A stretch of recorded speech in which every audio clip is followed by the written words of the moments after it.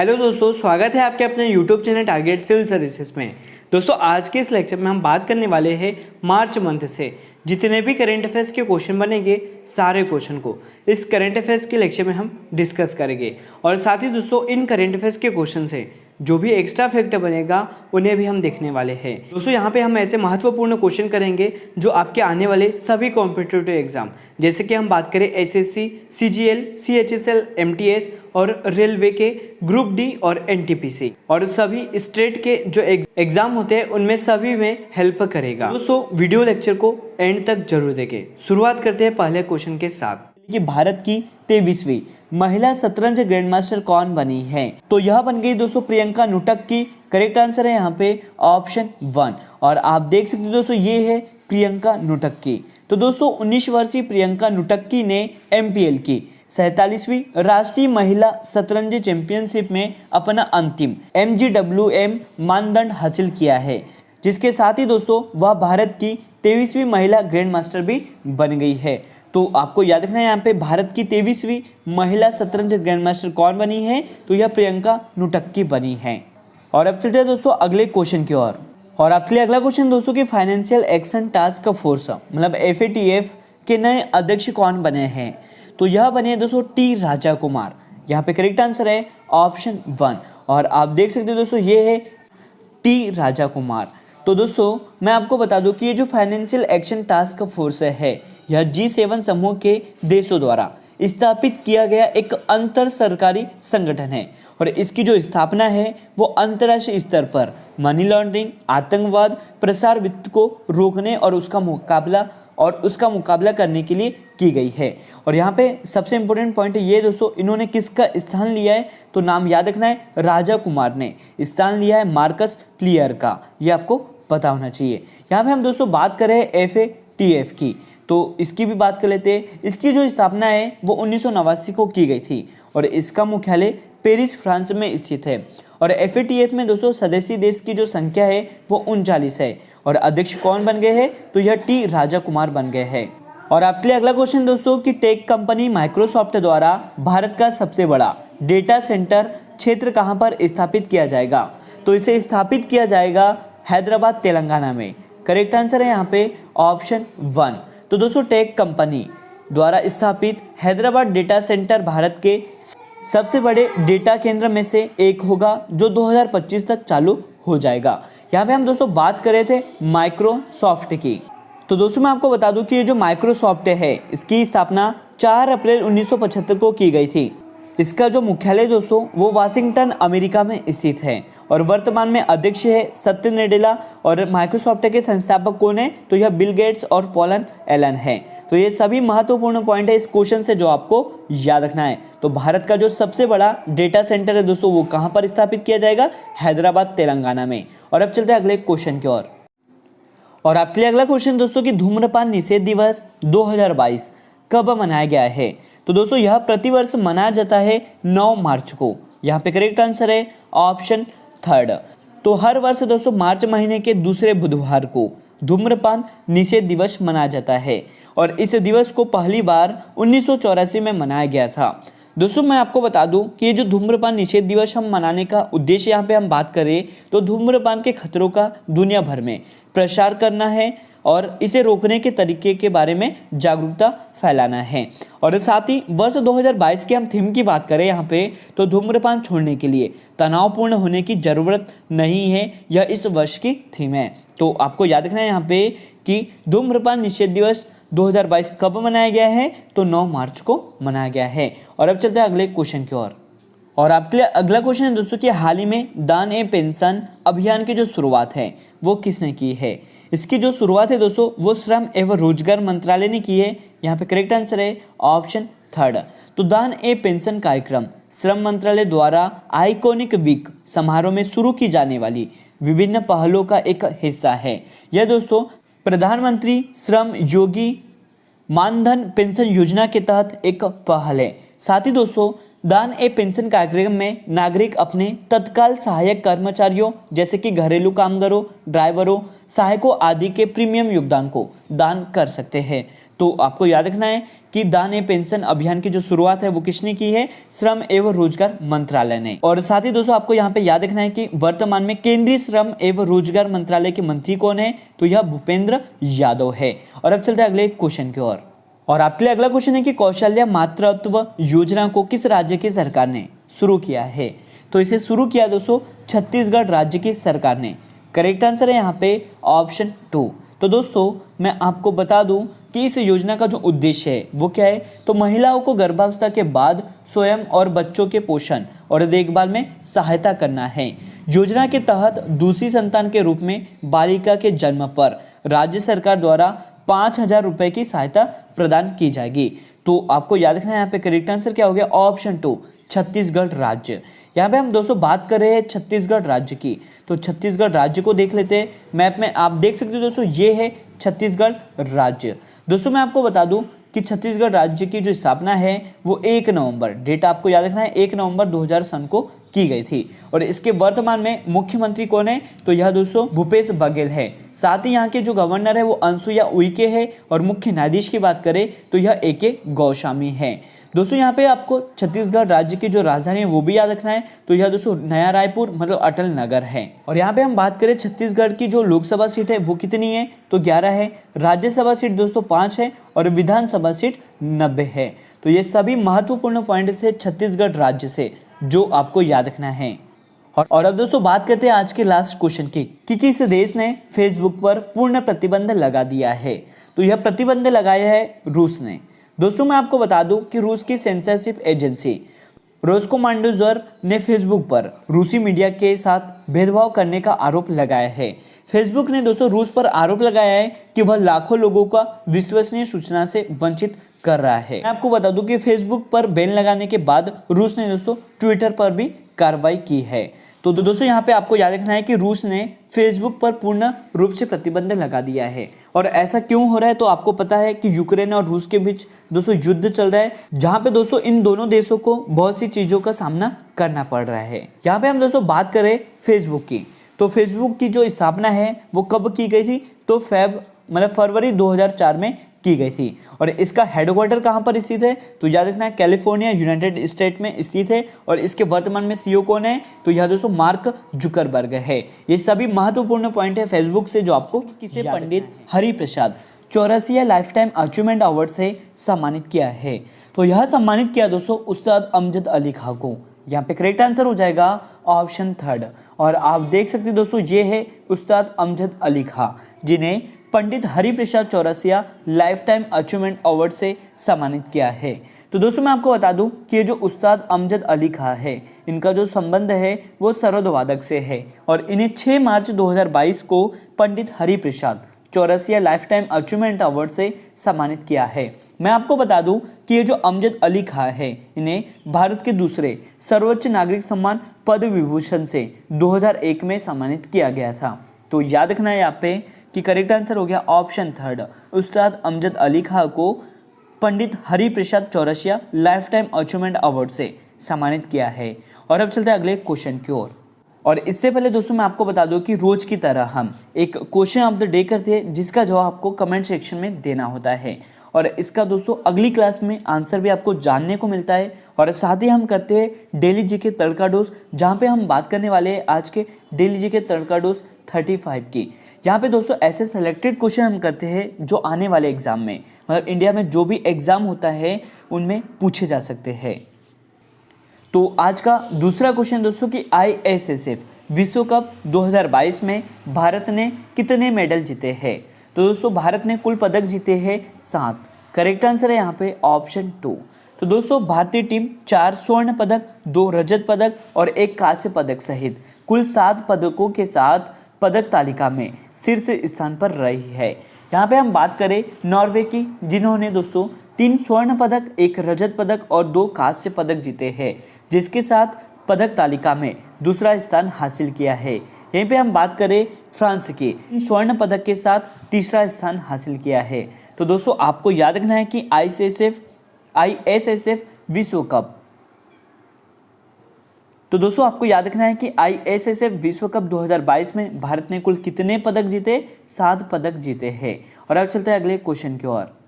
और आपके लिए अगला क्वेश्चन है कि 2022 के लिए अंतर्राष्ट्रीय महिला साहस पुरस्कार से किसे सम्मानित किया गया है। तो यह सम्मानित किया दोस्तों रिजवाना हसन को। करेक्ट आंसर है यहाँ पे ऑप्शन थर्ड। और आप देख सकते हैं दोस्तों ये है रिजवाना हसन। दोस्तों अंतर्राष्ट्रीय महिला साहस पुरस्कार के लिए 12 महिलाओं को चुना गया था, जिसमें बांग्लादेश की रिजवाना हसन को अपने समुदाय में बदलाव लाने के लिए असाधारण साहस और नेतृत्व करने के लिए यह पुरस्कार दिया गया है। यह पुरस्कार अमेरिका के विदेश मंत्रालय विभाग के द्वारा दिया जाता है। तो आपको याद रखना है कि 2022 के लिए अंतर्राष्ट्रीय महिला साहस पुरस्कार से किसे सम्मानित किया है, रिजवाना हसन को, जिनका संबंध दोस्तों बांग्लादेश से है। और अब चलते हैं अगले क्वेश्चन की ओर। और आपके लिए अगला क्वेश्चन है कि किस राज्य ने मिशन इंद्रधनुष में पहला स्थान हासिल किया है। तो दोस्तों यह हासिल किया है उड़ीसा राज्य ने। करेक्ट आंसर है ऑप्शन थर्ड। दोस्तों मैं आपको बता दूं कि ये जो उड़ीसा है इसने मिशन इंद्रधनुष में पहला स्थान हासिल किया है। भारत सरकार का ये जो मिशन इंद्रधनुष है यह दोस्तों एक स्वास्थ्य सेवा पहल है। इसे पहली बार 25 दिसंबर 2014 को लॉन्च किया गया था। और यह योजना दोस्तों भारत में 90% पूर्ण टीका कवरेज हासिल करने वाला और साथ ही साल 2022 तक इसे बनाए रखने का प्रयास करती है। और आपको याद रखना है कि 25 दिसंबर को हर साल दोस्तों कौन सा दिवस मनाया जाता है, तो सुशासन डे मतलब गुड्स गवर्नेंस डे के रूप में भी मनाया जाता है। तो याद रखना है यहाँ पे कि उड़ीसा राज्य ने मिशन इंद्रधनुष में पहला स्थान हासिल किया है। और अब चलता है अगले क्वेश्चन की ओर। और आपके लिए अगला क्वेश्चन दोस्तों कि हाल ही में सैन्य उपग्रह नूर 2 का सफल परीक्षण किस देश ने किया है। तो यह सफल परीक्षण किया दोस्तों ईरान ने। करेक्ट आंसर है यहाँ पे ऑप्शन थर्ड।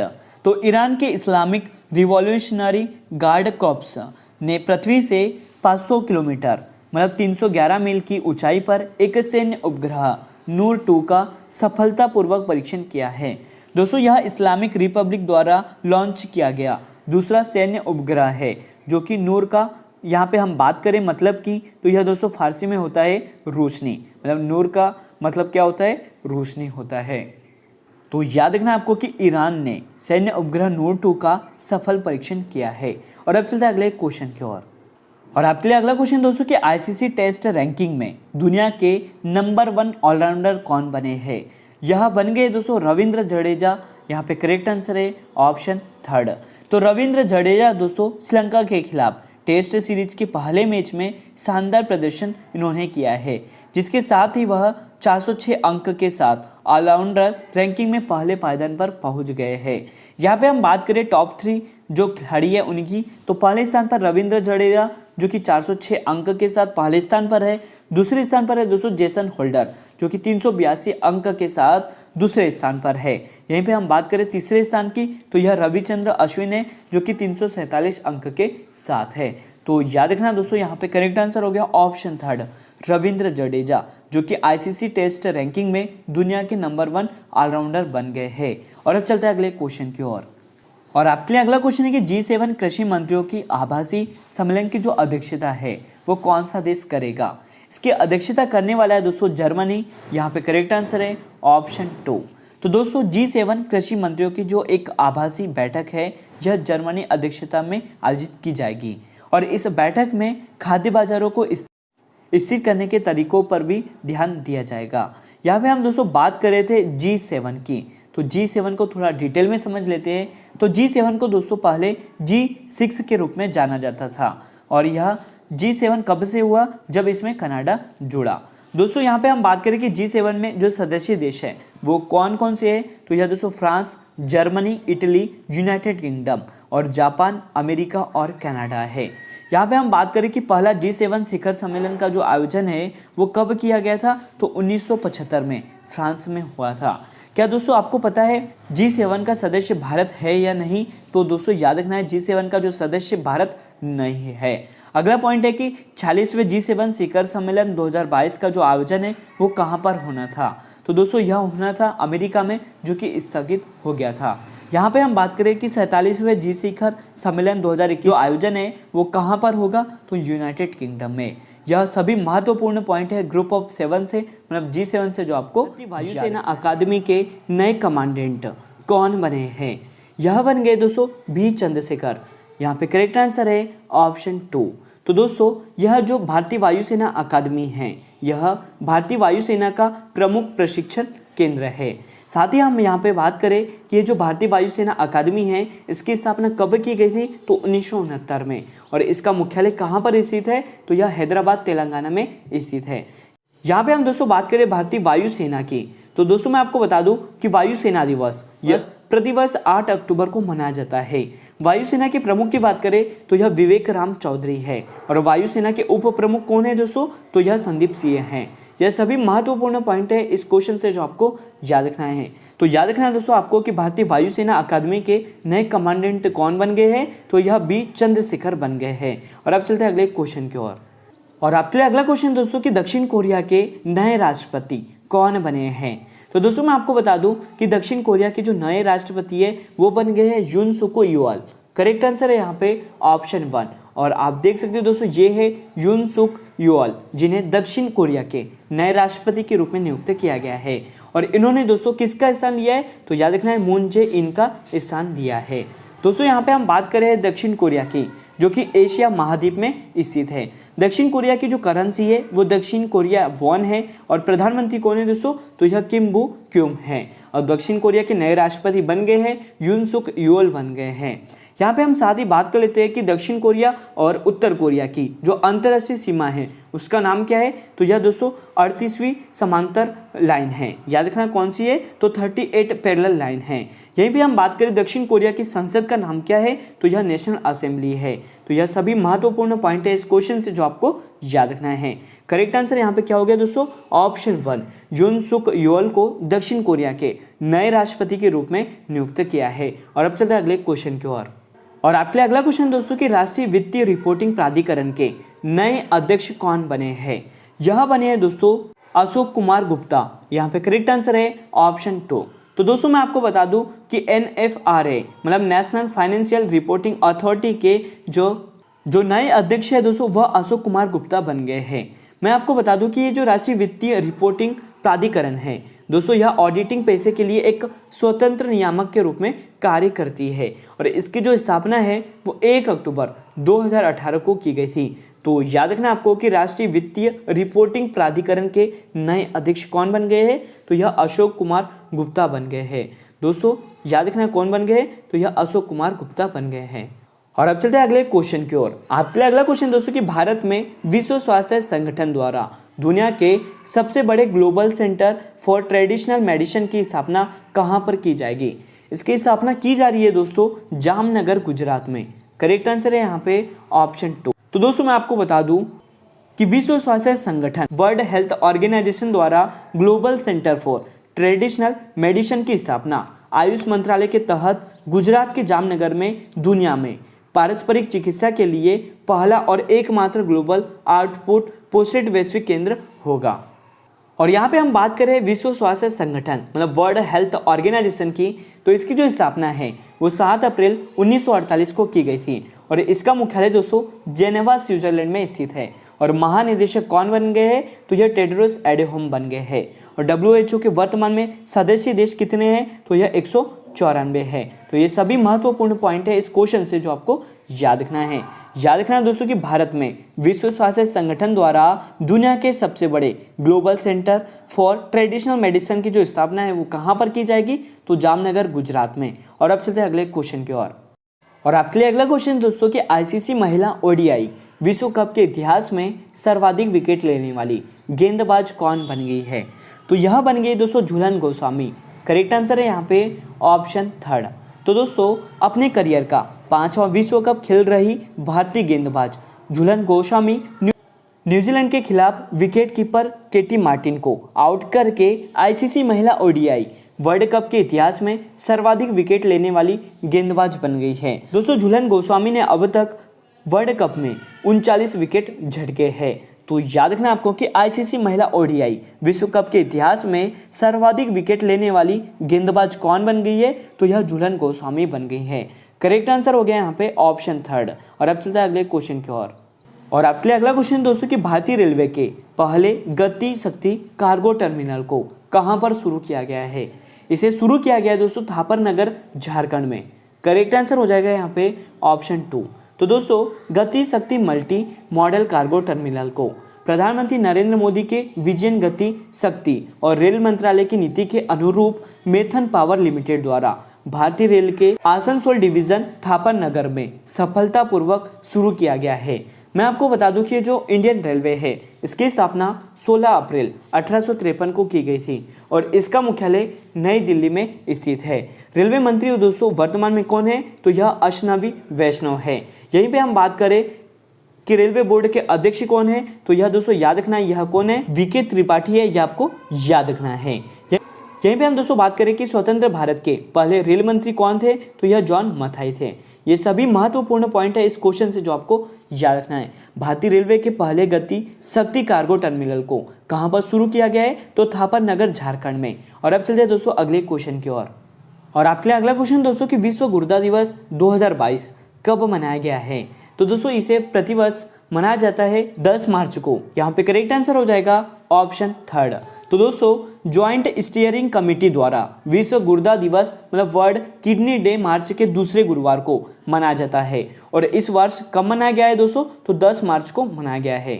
और यहाँ पे हम बात करें कि विश्व गुर्दा दिवस मनाने का जो मुख्य उद्देश्य है वो क्या है, तो समग्र स्वास्थ्य के लिए गुर्दे के महत्व के बारे में जागरूकता बढ़ाना और दुनिया भर में गुर्दे की बीमारी और इससे जुड़ी स्वास्थ्य समस्या की आवृत्ति और प्रभाव को कम करना है। साथ ही हम बात करें वर्ष 2022 के हम थीम की, तो यह दोस्तों किडनी हेल्थ फॉर ऑल है। याद रखना ये क्या है, तो किडनी हेल्थ फॉर ऑल है। तो याद रखना दोस्तों कि विश्व गुर्दा दिवस 2022 कब मनाया गया है, तो यह 10 मार्च को मनाया गया है। कि प्रधानमंत्री ने कहा 11वें खेल महाकुंभ का शुभारंभ किया है, तो दोस्तों प्रधानमंत्री नरेंद्र मोदी जी ने गुजरात में 11वें खेल महाकुंभ का शुभारंभ किया है। यहाँ पे करेक्ट आंसर हो गया ऑप्शन 2। दोस्तों गुजरात में खेल महाकुंभ की शुरुआत साल 2010 से हुई थी, जब प्रधानमंत्री नरेंद्र मोदी गुजरात के मुख्यमंत्री हुआ करते थे। 11वें खेल महाकुंभ 2022 के लिए 45 लाख से ज़्यादा खिलाड़ियों ने रजिस्ट्रेशन करवाया है। साथ ही दोस्तों प्रधानमंत्री ने बताया है कि कोरोना के कारण 2 सालों तक खेल महाकुंभ पर ब्रेक लग रहा था, तो अब इसको पुनः शुरू किया गया है। तो याद रखना आपको कि प्रधानमंत्री नरेंद्र मोदी जी ने गुजरात में 11वें खेल महाकुंभ का शुभारंभ किया है। और अब चलते हैं अगले क्वेश्चन की ओर। और आपके लिए अगला क्वेश्चन दोस्तों कि उत्तर प्रदेश विधानसभा चुनाव 2022 में किस पार्टी को बहुमत मिला है, तो यह बहुमत मिला है दोस्तों भारतीय जनता पार्टी को। करेक्ट आंसर है यहाँ पे ऑप्शन थर्ड। दोस्तों मैं आपको बता दूं कि उत्तर प्रदेश के मुख्यमंत्री कौन थे, तो यह योगी आदित्यनाथ थे और इन्हीं की जो पार्टी है भारतीय जनता पार्टी को फिर से बहुमत मिल गया है। यहाँ पे हम डिटेल में समझे कि उत्तर प्रदेश में जो विधानसभा सीट है वो कितनी है, तो यह 403 है, जिसमें दोस्तों बहुमत के लिए कितनी सीटों की आवश्यकता होगी, तो 202 सीटों की आवश्यकता होगी। यूपी में 3.5 दशक के बाद किसी पार्टी की जो सरकार है दोस्तों वह फिर से मतलब पुनः बनी है, तो याद रखना है वो कौन सी पार्टी है, तो भारतीय जनता पार्टी है। यहाँ पे दोस्तों योगी आदित्यनाथ फिर से मुख्यमंत्री बनेंगे। 403 सीटों वाली जो 18वीं विधानसभा है इसके लिए दोस्तों 10 फरवरी से 7 मार्च तक 7 चरणों में वोट डाले गए थे, जिसमें बीजेपी को बहुमत मिला है। याद रखना यहाँ पे करेक्ट आंसर हो गया option third Bharatiya Janata party. और अब चलते हैं अगले क्वेश्चन की ओर। क्वेश्चन दोस्तों कि कैटलिन नोवाक किस देश की पहली महिला राष्ट्रपति बनी है, तो यह बन गई दोस्तों हंगरी की। करेक्ट आंसर है यहाँ पे ऑप्शन 2। दोस्तों मैं आपको बता दूं कि हंगरी की संसद ने देश की पहली महिला राष्ट्रपति के रूप में सत्तारूढ़ फाइडेस पार्टी की सांसद कैटलिन नोवाक को चुना है। कैटलिन नोवाक वर्तमान राष्ट्रपति जेनोस एडर से यह पद लेगी। दोस्तों मैं आपको बता दूं कि प्राइम मिनिस्टर कौन है, तो यह विक्टर ओरबान है, ये भी आपको याद रखना है। याद रखना है दोस्तों कि कैटलिन नोवाक किस देश की पहली महिला राष्ट्रपति बनी है, तो हंगरी की। और आपने देख लिया दोस्तों ये है कैटलिन नोवाक। और अब चलते हैं अगले क्वेश्चन की ओर। और अगला क्वेश्चन दोस्तों कि राष्ट्रीय अपराध रिकॉर्ड ब्यूरो का 37वां स्थापना दिवस कब मनाया गया है, तो यह मनाया है 11 मार्च को। यहाँ पे करेक्ट आंसर हो जाएगा ऑप्शन 2। दोस्तों मैं आपको बता दूं कि ये जो नेशनल क्राइम रिकॉर्ड ब्यूरो है इसकी जो स्थापना है वो 11 मार्च 1986 को हुई थी। वर्तमान में इसके जो डायरेक्टर है वो कौन है, तो यह विवेक गोगिया है। यह दोस्तों गृह मंत्रालय के अंतर्गत काम करने वाली एक संस्था है। इसका उद्देश्य की अगर हम बात करें तो यह दोस्तों भारतीय पुलिस में कानून व्यवस्था को प्रभावी ढंग से लागू करने के लिए पुलिस तंत्र को आपराधिक गुप्त सूचनाएं प्रदान करके समर्थन बनाना है। तो दोस्तों आपको याद रखना है कि ये जो राष्ट्रीय अपराध रिकॉर्ड ब्यूरो है, इसका 37वां स्थापना दिवस कब मनाया गया है? तो 11 मार्च को। करेक्ट आंसर है यहाँ पे ऑप्शन 2। और अब चलते हैं अगले क्वेश्चन की ओर। और आपके लिए अगला क्वेश्चन दोस्तों कि भारत का पहला महिला स्वामित्व वाला औद्योगिक पार्क कहाँ पर खोला गया है? दोस्तों ये जो महिला स्वामित्व वाला पहला औद्योगिक पार्क है, इसे खोला गया है हैदराबाद तेलंगाना में। करेक्ट आंसर है यहाँ पे ऑप्शन 4। तो भारत का पहला 100% महिला स्वामित्व वाला जो औद्योगिक पार्क है, इसे हैदराबाद तेलंगाना में खोला गया है। दोस्तों तेलंगाना के उद्योग मंत्री के.टी. रामाराव ने इस पार्क का उद्घाटन किया है। साथ ही मैं आपको बता दूं कि FLO इंडस्ट्रियल पार्क 50 एकड़ में फैला हुआ है और इससे बनाने में दोस्तों कितनी लागत लग रही है? तो 250 करोड़ रुपए की लागत आई है। तो याद रखना आपको कि भारत का जो पहला महिला स्वामित्व वाला औद्योगिक पार्क कहाँ पर खोला जाएगा? तो इसे दोस्तों हैदराबाद तेलंगाना में। करेक्ट आंसर है यहाँ पे ऑप्शन 4। और अब चलते हैं अगले क्वेश्चन की ओर।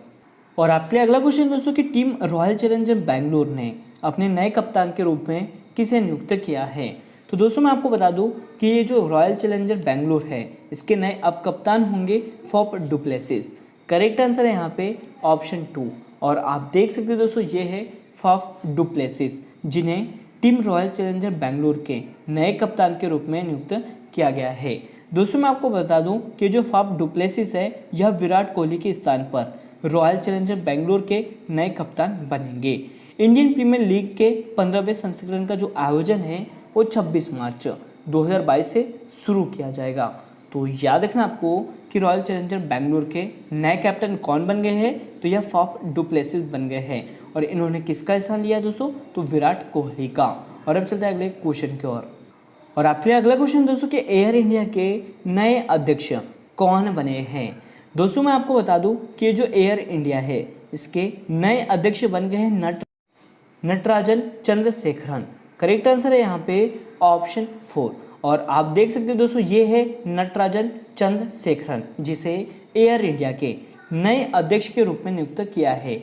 नटराजन चंद्रशेखरन को 5 साल के कार्यकाल के लिए एयर इंडिया के अध्यक्ष के रूप में फिर से नियुक्त किया गया है। दोस्तों ये जो एयर इंडिया है अब टाटा ग्रुप के स्वामित्व वाली कंपनी है। एयर इंडिया की जो स्थापना है वह 15 अक्टूबर 1932 को की गई थी और इसका मुख्यालय कहाँ पर स्थित है? तो यह नई दिल्ली में स्थित है। साथ ही इसके अध्यक्ष कौन है? तो यह दोस्तों अध्यक्ष है राजन चंद्रशेखरन, मतलब ये जो नटराजन चंद्रशेखरन है, यह एयर इंडिया के नए अध्यक्ष बने हैं। और आपके लिए अगला क्वेश्चन दोस्तों कि भारत का पहला ड्रोन स्कूल कहाँ पर खोला गया है? तो दोस्तों ये जो भारत का पहला ड्रोन स्कूल है, इसे खोला गया है ग्वालियर मध्य प्रदेश में। करेक्ट आंसर हो जाएगा यहाँ पे ऑप्शन 1। तो केंद्रीय नागरिक उड्डयन मंत्री है ज्योतिरादित्य सिंधिया और मध्य प्रदेश के मुख्यमंत्री शिवराज सिंह चौहान ने मध्य प्रदेश के ग्वालियर में पहले ड्रोन स्कूल का उद्घाटन किया है। यह ड्रोन स्कूल मध्य प्रदेश के विभिन्न शहरों में खोले जाने वाले 5 ड्रोन स्कूल में से एक है। अन्य 4 दोस्तों जो शहर भोपाल, इंदौर, जबलपुर और सतना है। याद रखना ये अन्य 4 शहर है। दोस्तों ये जो ग्वालियर का यह ड्रोन स्कूल है ना, यह केवल मध्य प्रदेश के युवाओं को तकनीकी से जोड़कर आगे बढ़ने का मार्ग प्रशस्त करेगा, बल्कि रोजगार के अवसर भी बढ़ाएगा। तो याद रखना आपको कि भारत का ये जो पहला ड्रोन स्कूल है, इसे कहाँ पर खोला गया है? तो ग्वालियर मध्य प्रदेश में। करेक्ट आंसर है यहाँ पे ऑप्शन 1। और अब चलते हैं अगले क्वेश्चन की ओर। और आपके लिए अगला क्वेश्चन है कि भारतीय बीमा नियामक और विकास प्राधिकरण मतलब IRDAI के नए अध्यक्ष कौन बने हैं? यह बने दोस्तों देबाशीष पांडा। करेक्ट आंसर है ऑप्शन 1। और आप देख सकते हो दोस्तों ये है देबाशीष पांडा। दोस्तों यहाँ पे हम बात करें ये जो IRDAI है मतलब insurance regulatory and development authority, इसकी जो स्थापना है वह 1999 में की गई थी और इसका मुख्यालय हैदराबाद तेलंगाना में स्थित है। तो दोस्तों याद रखना आपको कि भारतीय बीमा नियामक और विकास प्राधिकरण के नए अध्यक्ष कौन बने हैं? तो यह देबाशीष पांडा बन गए हैं। और इन्होंने किसका हिस्सा लिया दोस्तों? तो सुभाष चंद्र खुटिया की जगह ली है। और अब चलते हैं अगले क्वेश्चन की ओर। और आपके लिए अगला क्वेश्चन दोस्तों कि राज्य में मछली उत्पादन बढ़ाने के लिए किस राज्य ने नाबार्ड के साथ समझौता किया है? तो यह समझौता किया है दोस्तों उड़ीसा राज्य ने। करेक्ट आंसर है यहाँ पे ऑप्शन थर्ड। तो उड़ीसा सरकार और national bank for agriculture and rural development NABARD ने एक समझौता किया है दोस्तों। इसके लिए शुरुआत में 119.8 करोड़ रुपए की मंजूरी दी गई है। मत्स्य पालन और एक्वाकल्चर इंफ्रास्ट्रक्चर डेवलपमेंट फंड समुद्री एवं अन्य क्षेत्रों में बुनियादी ढांचा सुविधाओं के निर्माण में मदद करेगा। तो आपको याद रखना है कि उड़ीसा राज्य में मछली उत्पादन बढ़ाने के लिए नाबार्ड के साथ एक समझौता किया है। करेक्ट आंसर हो गया यहाँ पे ऑप्शन थर्ड उड़ीसा। और आपके लिए अगला क्वेश्चन दोस्तों कि badminton German open super 300 world federation super series 2022 में लक्ष्य सेन ने कौन सा पदक जीता है? दोस्तों ये जो जर्मन ओपन जो super 300 world federation super series 2022 है, इसमें लक्ष्य सेन ने रजत पदक अपने नाम किया है। और आप देख सकते हो दोस्तों ये है लक्ष्य Sen badminton German open super 300 world federation super series 2022 में रजत पदक जीतने वाले पहले भारतीय बन गए हैं। इसका जो आयोजन है वह दोस्तों कहाँ पर हुआ था? तो मूलहेम जर्मनी में। और यह कौन सा संस्करण आयोजित किया है? तो 69वां संस्करण आयोजित किया है। करेक्ट आंसर हो गया यहाँ पे ऑप्शन टू रजत पदक। और अब चलते हैं अगले क्वेश्चन की ओर। और आपके लिए अगला क्वेश्चन दोस्तों कि पंजाब के 70वें मुख्यमंत्री कौन बने हैं? तो यह बने दोस्तों भगवंत मान। करेक्ट आंसर है ऑप्शन टू। और आप देख सकते हो दोस्तों ये है भगवंत मान, जिन्हें पंजाब के 70वें मुख्यमंत्री के रूप में नियुक्त किया गया है। दोस्तों मैं आपको बता दूं कि कार्यकाल के अगर लिहाज की हम बात करें तो यह पंजाब के 25वें मुख्यमंत्री है। यह 16वीं विधानसभा के लिए मुख्यमंत्री बने हैं। याद रखना आपको कि शपथ ग्रहण समारोह में दोस्तों शहीद ए आजम भगत सिंह के गांव खटकड़ कला में इनका शपथ ग्रहण हुआ है। राज्यपाल बनवारी लाल पुरोहित ने दोस्तों मुख्यमंत्री पद की शपथ भी दिलाई है। याद रखना है। साथ ही एक और इम्पोर्टेंट पॉइंट है कि पंजाब के दूसरे सबसे कम उम्र के यह मुख्यमंत्री बने हैं, जिनकी महज उम्र कितनी है दोस्तों? तो 49 साल है। और अब चलते हैं अगले क्वेश्चन की ओर। और आज का दोस्तों लास्ट क्वेश्चन है आपके लिए कि ऑल इंडिया लिमिटेड के CMD के रूप में किसे नियुक्त किया गया है? और आप देख सकते हो दोस्तों ये है डॉक्टर रंजित रथ। दोस्तों वर्तमान में जो मिनरल एक्सप्लोरेशन कॉर्पोरेशन लिमिटेड है, इसके अध्यक्ष और प्रबंधक निदेशक किसे नियुक्त किया है? तो याद रखना आपको नाम है डॉक्टर रंजित रथ को। ऑल इंडिया के वर्तमान अध्यक्ष और प्रबंधक निदेशक सुनील चंद्र मिश्रा 30 जून 2022 को सेवानिवृत्त हो गए। दोस्तों ये जो लोक उद्यम चयन बोर्ड है मतलब PESB है, इसने पद के लिए डॉक्टर रंजित रथ का चयन किया है। डॉक्टर रंजित रथ को राष्ट्रीय भूविज्ञान पुरस्कार 2016 से भी सम्मानित किया है। तो याद रखना आपको कि ऑल इंडिया लिमिटेड के जो CMD है या किसे नियुक्त किया है? तो डॉक्टर रंजित रथ को। करेक्ट आंसर हो गया यहाँ पे IFR एशिया अवार्ड्स 2021 में Asian bank of the year का जो पुरस्कार है वह किस बैंक ने जीता है? यह पुरस्कार जीता दोस्तों एक्सिस बैंक ने। करेक्ट आंसर हो जाएगा यहाँ पे ऑप्शन टू। दोस्तों भारत के तीसरे सबसे बड़े निजी क्षेत्र के बैंक एक्सिस बैंक को एशियाई निवेश में व्यापक कवरेज और विशेषज्ञता की गहराई के लिए एशियाई बैंक ऑफ द ईयर पुरस्कार से सम्मानित किया गया है। यहाँ पे हम बात करें एक्सिस बैंक की स्थापना की तो यह दोस्तों 3 दिसंबर 1993 को की गई थी और इसका मुख्यालय मुंबई महाराष्ट्र में स्थित है। अगर अध्यक्ष की बात करें तो यह राकेश मकीजा है और यहीं पे MD और CEO कौन है दोस्तों? तो यह अमिताभ चौधरी है। तो यह सभी महत्वपूर्ण पॉइंट है एक्सिस बैंक से जो आपको याद रखना है। याद रखना दोस्तों कि IFR एशिया अवार्ड 2021 में एशियन बैंक फॉर ईयर का जो अवार्ड है वो किसे दिया गया है? तो एक्सिस बैंक को। यहाँ पे करेक्ट आंसर हो गया ऑप्शन टू। और अब चलते हैं अगले क्वेश्चन की ओर। और आपके अगला क्वेश्चन दोस्तों कि अंतर्राष्ट्रीय फिल्म महोत्सव के 26वें संस्करण का जो आयोजन है वो कहाँ पर शुरू हुआ है? इसका आयोजन किया जा रहा है दोस्तों तिरुवनंतपुरम केरल में। करेक्ट आंसर है यहाँ पे ऑप्शन 1। दोस्तों केरल राज्य में 26वां अंतर्राष्ट्रीय फिल्म महोत्सव 18 से 25 मार्च के बीच तिरुवनंतपुरम केरल में आयोजित किया जाएगा। इस महोत्सव का जो उद्घाटन है वो केरल के मुख्यमंत्री पिनरई विजयन ने किया है। दोस्तों, बांग्लादेशी निर्देशक अब्दुल्ला मोहम्मद साद द्वारा निर्देशित रेहाना मरियम नूर इस साल के फिल्म महोत्सव की ओपनिंग फिल्म होगी। तो आपको याद रखना है यहाँ पे कि अंतर्राष्ट्रीय फिल्म महोत्सव के 26वें संस्करण का जो आयोजन है वो कहाँ पर शुरू हो रहा है, तो यह तिरुवनंतपुरम केरल में। करेक्ट आंसर हो गया यहाँ पे ऑप्शन 1। और अब चलते हैं अगले क्वेश्चन की ओर। और आपके लिए अगला क्वेश्चन दोस्तों कि सेफ अंडर 18 महिला चैंपियनशिप 2022 खेल का जो आयोजन है वह कहां पर शुरू हुआ है। दोस्तों, ये जो सेफ अंडर 18 महिला चैंपियनशिप 2022 है, इसका आयोजन किया जा रहा है जमशेदपुर झारखंड में। करेक्ट आंसर है यहाँ पे ऑप्शन 1। तो ये जो सेफ अंडर 18 महिला चैंपियनशिप 2022 का दोस्तों तीसरा संस्करण झारखंड के जमशेदपुर में शुरू हुआ है।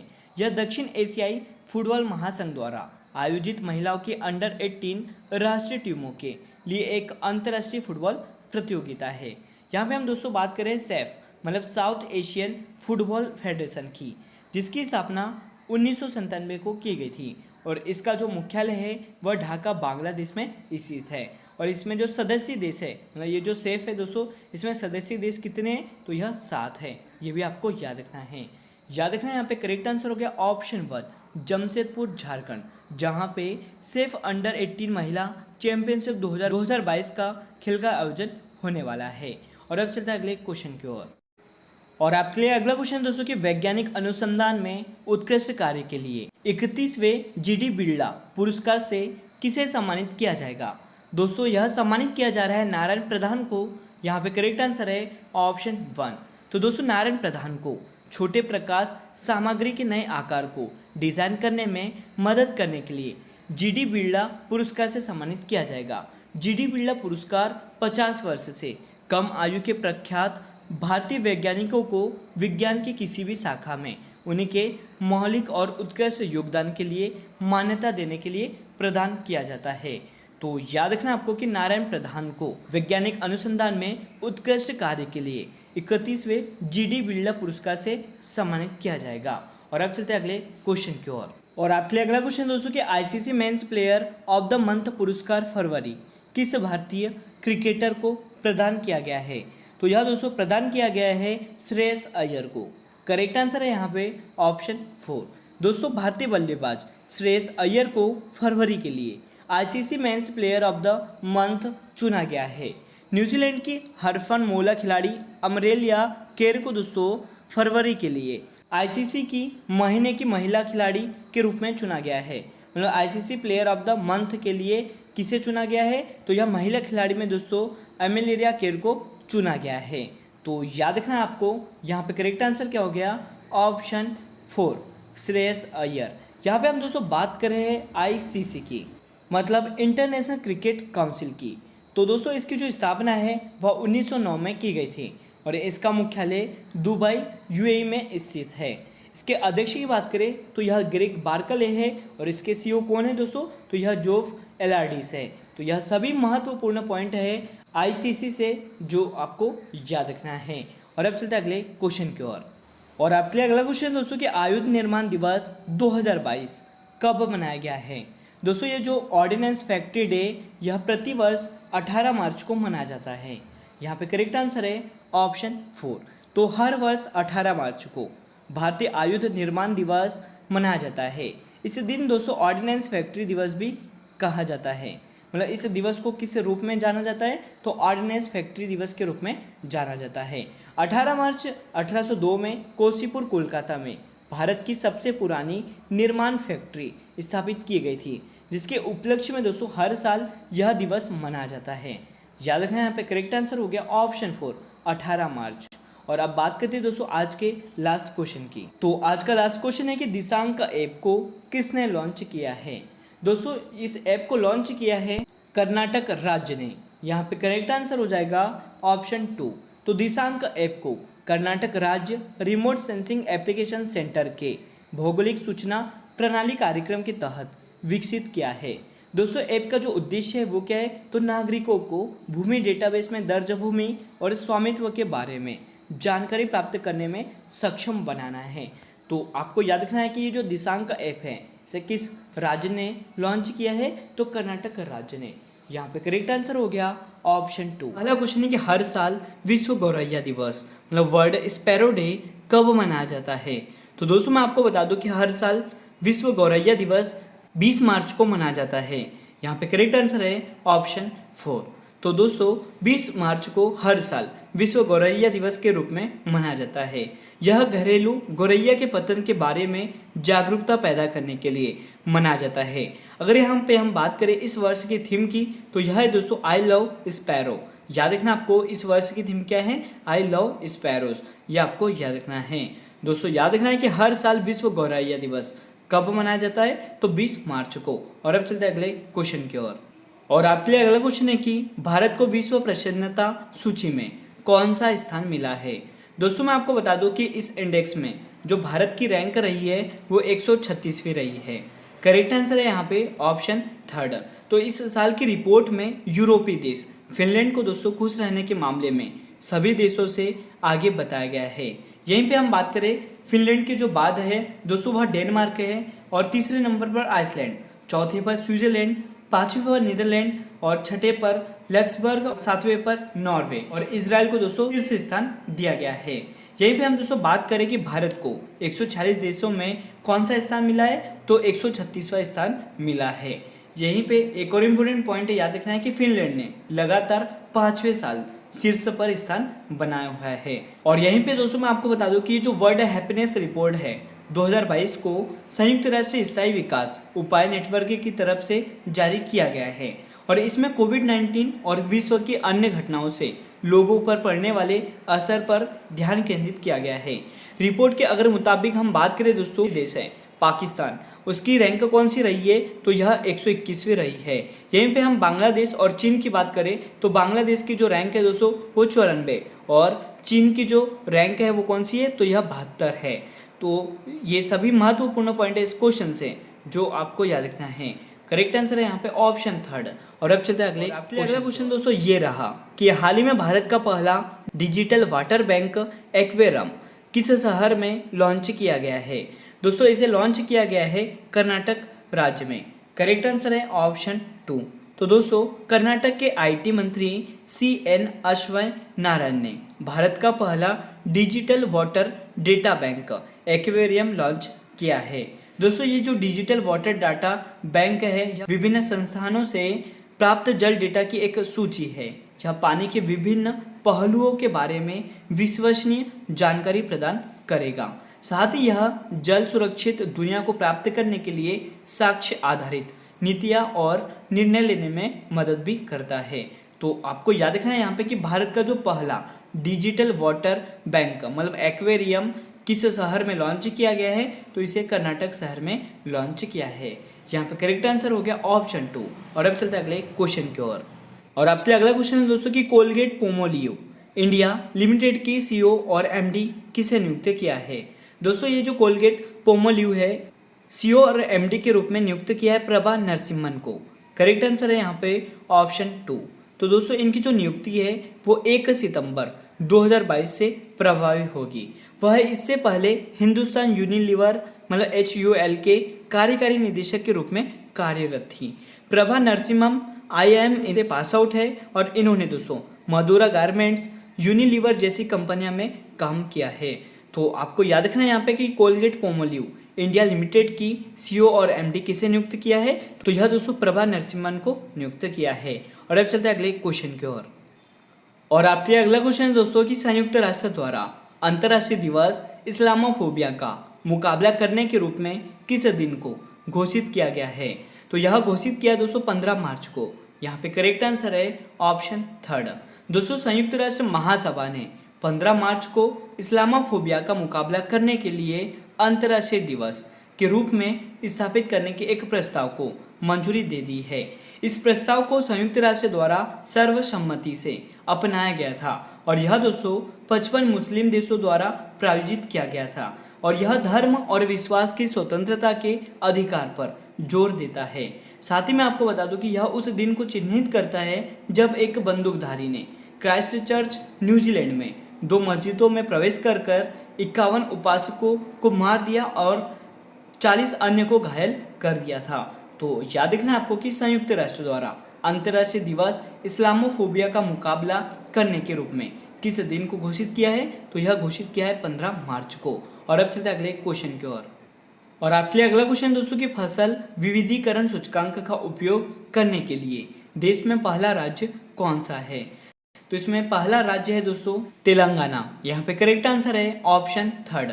तो देश में पहली बार तेलंगाना ने एक सूचकांक के रूप में फसल विविधीकरण पैटर्न दर्ज करना शुरू कर दिया है। यह जो फसल विविधीकरण सूचकांक है, इसके अनुसार राज्य 77 किस्मों को उगाता है, जिसमें से लगभग 10 फसलें होती है, जिनमें दोस्तों ज़्यादातर अनाज विविधीकरण के लिए पसंद किए जाते हैं। तो आपको याद रखना है यहाँ पे क्या कि ये जो फसल विविधीकरण सूचकांक है, इसका उपयोग करने के लिए देश का पहला राज्य कौन सा बना है? तो यह तेलंगाना राज्य बन गया है। और अब चलते हैं अगले क्वेश्चन की ओर। और आपके लिए अगला क्वेश्चन दोस्तों कि हाल ही में जारी रिपोर्ट के अनुसार किस राज्य का मातृ मृत्यु अनुपात सबसे कम है?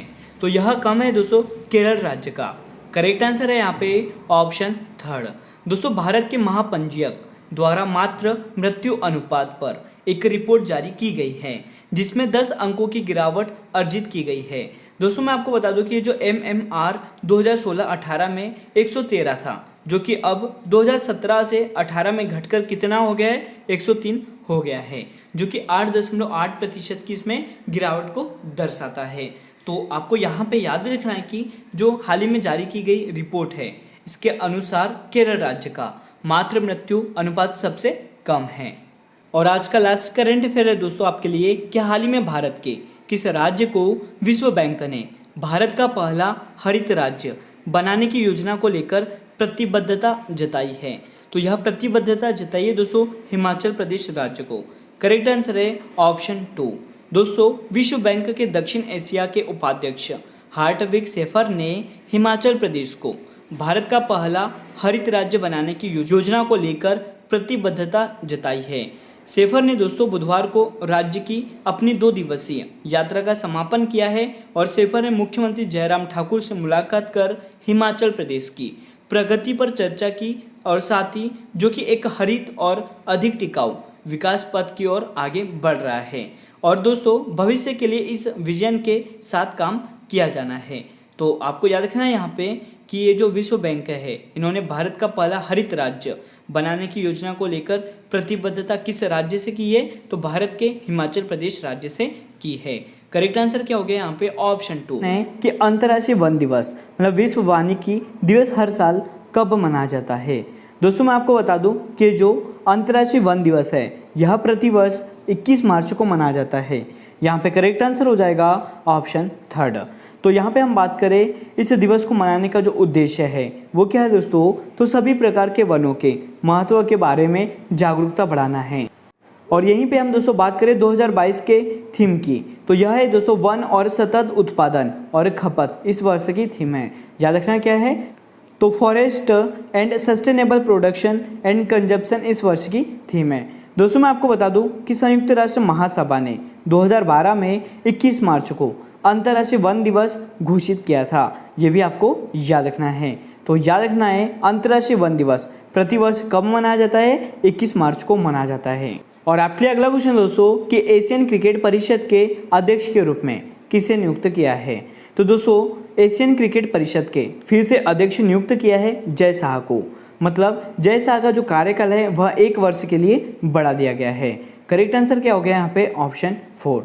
तो दोस्तों एशियन क्रिकेट परिषद मतलब ACC एक क्रिकेट संगठन है जिसे 1983 में एशिया में क्रिकेट के खेल को बढ़ावा देने और विकसित करने के लिए स्थापित किया गया था। वर्तमान में दोस्तों इसमें 24 सदस्य संघ शामिल है। एशियाई क्रिकेट परिषद की जो स्थापना है वह 19 सितंबर 1983 को की गई थी और इसका मुख्यालय कोलंबो श्रीलंका में स्थित है।